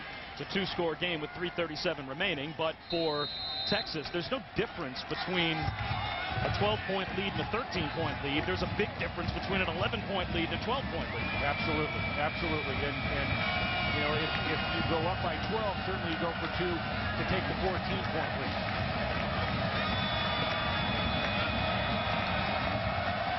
Remember, Central Florida with only one timeout remaining, too, and they need two scores now in the last 3.5 minutes. Baldwin brings it out and gets wrapped up at the 22-yard line. Once again, all right, Stan, here it's an 11-point lead for Texas, and to the ground, Kevin Smith to the outside, and he lost a few yards. Let's take a look back at the fumble recovery a moment ago by Marcus Griffin that set up the touchdown to Jamal Charles. And you wonder, is this a recovery? Did he have control before he hit the sideline? Well, initially it looks like he's in bounds, but look at the ball underneath him there, rolling a bit on the turf. The question, did he secure the football before his legs were out of bounds? That was awfully close. Israel downfield, almost with a hook up to Rocky Ross. It'll be third down and 13. And the fumble from Israel, down 5 points, out near midfield. He's going to pick up the first down on that run. Huge mistake. This game is not over, but third and 13 situation here. I think you got to go for it on fourth down, even if you're faced with fourth and long. But You need 2 scores. You only have 1 timeout left. Much stranger things have happened. It's all 2-down territory now for Central Florida. Israel steps up, hit, that's a fumble. It's loose and recovered by UCF. Patrick Brown was able to come up with the loose ball after Roy Miller got the sack and the forced fumble. And is this a punting unit coming out onto the field for UCF? I think this is a good call here, just because, you know, you lost about 15 yards on the fumble there, and you got to punt the ball away, and in this situation, play for a score and an onside kick. I think also with your team here, Bob, you want to make sure that you don't want this, you know, game to get away from you. Sometimes moral victories are big for a building program. Well, to me, this ends the game. Down 2 scores with 2.5 minutes to go and only 1 timeout. And now you have basically, unless Texas pulls a Joe Pisarcik and gives you a free defensive touchdown, I see no mechanism now by which UCF could win the game. I think George O'Leary there is waving the white flag. I think he wants to make sure that, you know, when they come out of this football game, it's going to be an 11-point win for Texas. And granted, if you're trying to win the football game at all costs, you probably don't punt the football there. But his team has played big, and, you know, with a cleaner game at the quarterback position from Kyle Israel. Israel hit some nice balls, put together some drives, but the 2 fumbles and the pick the other way for the touchdown was good night. So Texas back to the offense. Jamal Charles out to the 41-yard line. UCF has 1 timeout remaining, and they don't seem to be spending it here. Jaligan on the stop. Well, we asked the question in our open. Assuming Texas now holds on and wins this game, 6th-ranked team in the country, a lot of weapons. It'll be interesting to see how long Limas Sweed is out for. If he's unable to make the game next week, what his long-term status is with Oklahoma looming only a few weeks away. How good is this Texas football team? Well, I think a lot of people are going to think, hey, Central Florida, 11-point win. You know, what was that? That was not a classic Texas performance. There goes Charles with a first down. Lost the football. He fumbled it. It's picked up by UCF. How is that possible? And then a flag comes out. Derek Holman has the fumble recovery. With 1:24 to go, a small bit of hope for UCF. They need to score a 2-point conversion, an onside kick, a field goal. All of that has to take place in the last 1:24. After the play, 86 Texas, personal foul, 15-yard penalty, first down. Wow. Now Jamal Charles carrying the ball pretty loosely. You see a lot of air between body and the football. And Holman comes up with a recovery.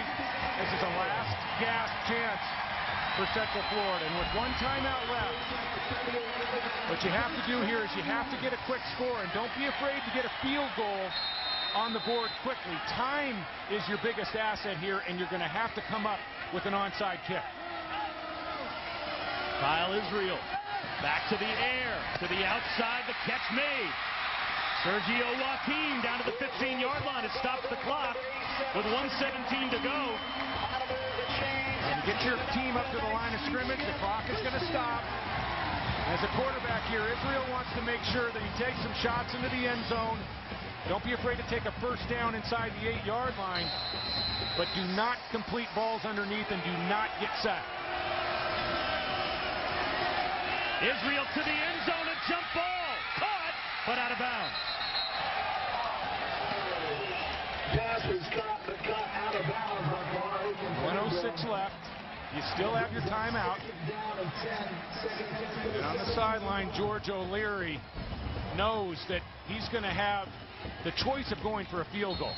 Look at that pretty sky in the background, Central Florida. Oh, how close did Kamar Aiken come from just getting that last right toe in bounds? Only missed by about a foot. 2nd down and 10 with 1:06 to go.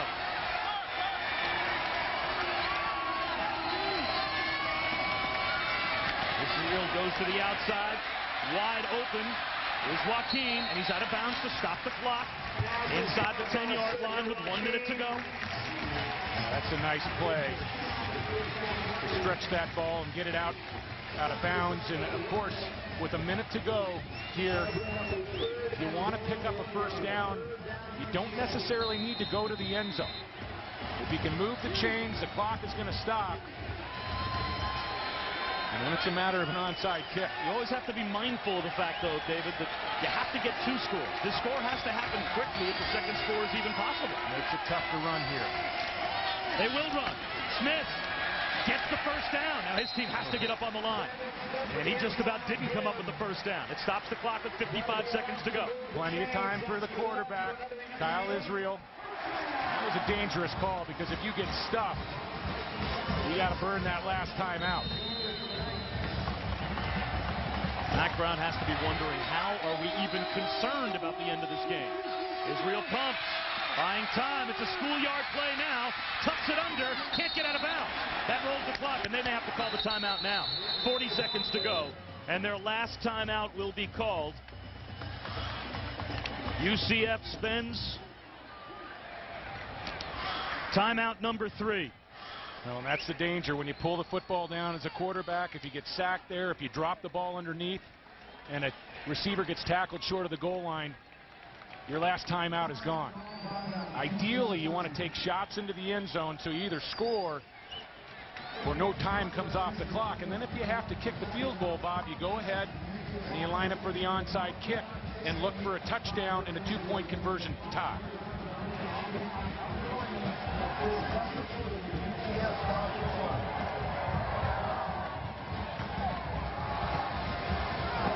You have to give credit certainly to Central Florida for giving Texas all that they possibly could have asked for.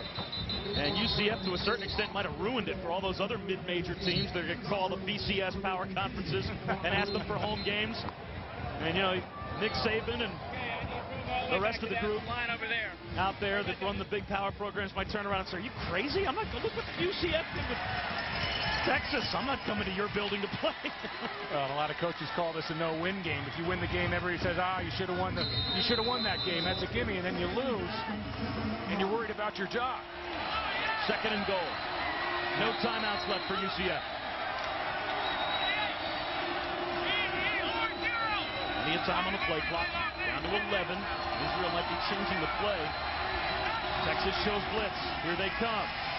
Israel has time. Dumps it over the middle. It's caught. Into the end zone for a touchdown. Goes Kamar Aiken. 35 seconds to go.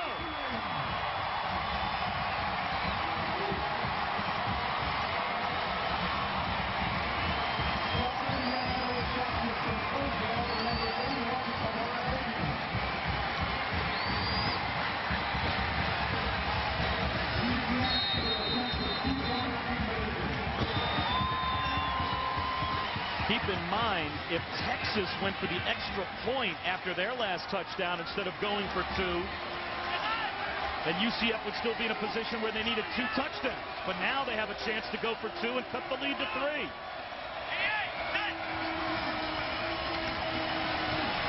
Israel pumps.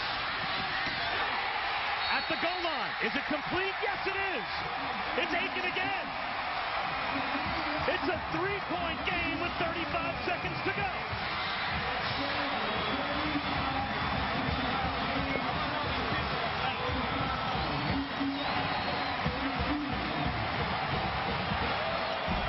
That's some pretty heady play.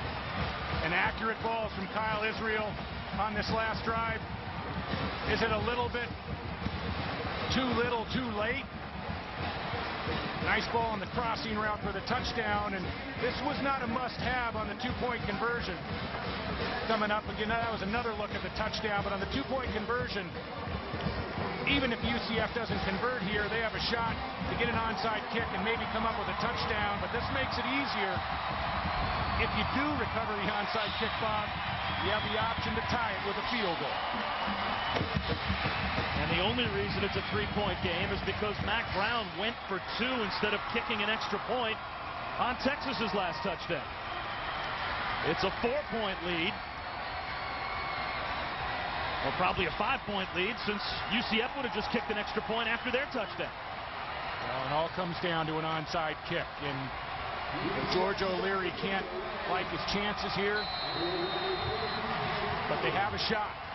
They're still alive.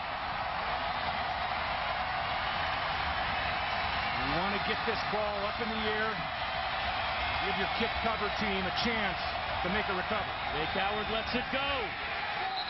It was loose for a moment, but covered up by Texas. Looked like Brandon Foster at the bottom of the pile comes out with the loose ball. It looked like a pretty good onside kick.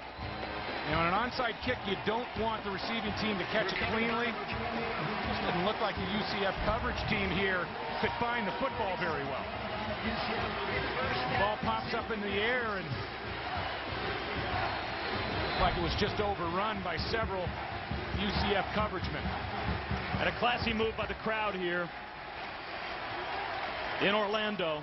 A UCF chant goes up. They appreciate the effort.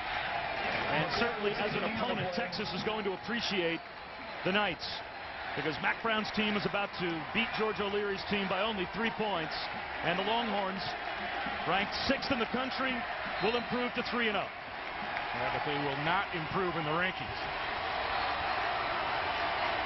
I think Mack Brown is very comfortable to get out of this one alive. Central Florida probably acquitted themselves in a loss about as well as they ever could have imagined, and their fans realize it. And Mack Brown, one of the consummate sportsmen in the game, giving his old buddy George O'Leary a hug at midfield. They used to coach against each other in the ACC when Mack Brown was back at North Carolina. And let's go down to Janine Edwards. Coach Brown, this was a close game. It was a dogfight. In your opinion, what did we learn about this Texas team today? Well, they responded really well. I know we shouldn't open up stadiums for anybody else because UCF played great. George had them ready. They kept coming back and back and back, but our guys responded. This was really good for us. We needed to go on the road, have a really difficult game against a good football team, because it's no fluke that they beat NC State last week, and this should help us as we get ready for Rice next week. Not the cleanest game, 4 turnovers. Do you feel like you dodged a bullet today? Well, if you can turn it over that many times and still win, that's pretty good. We can correct turnovers, so we've got to go back to work. We had it over 2 or 3 times. Give them credit for coming back. We got to do a better job taking care of the ball. Congratulations, Coach. And Bob, just so you know, their kicker, Ryan Bailey, just set a new school record. 5 field goals in a game, and he's a walk-on. Well, Texas is able to walk off with a hard-fought win. Janine, thanks very much. George O'Leary's team certainly has a lot to be proud of, but it's a moral victory as Texas wins it 35-32.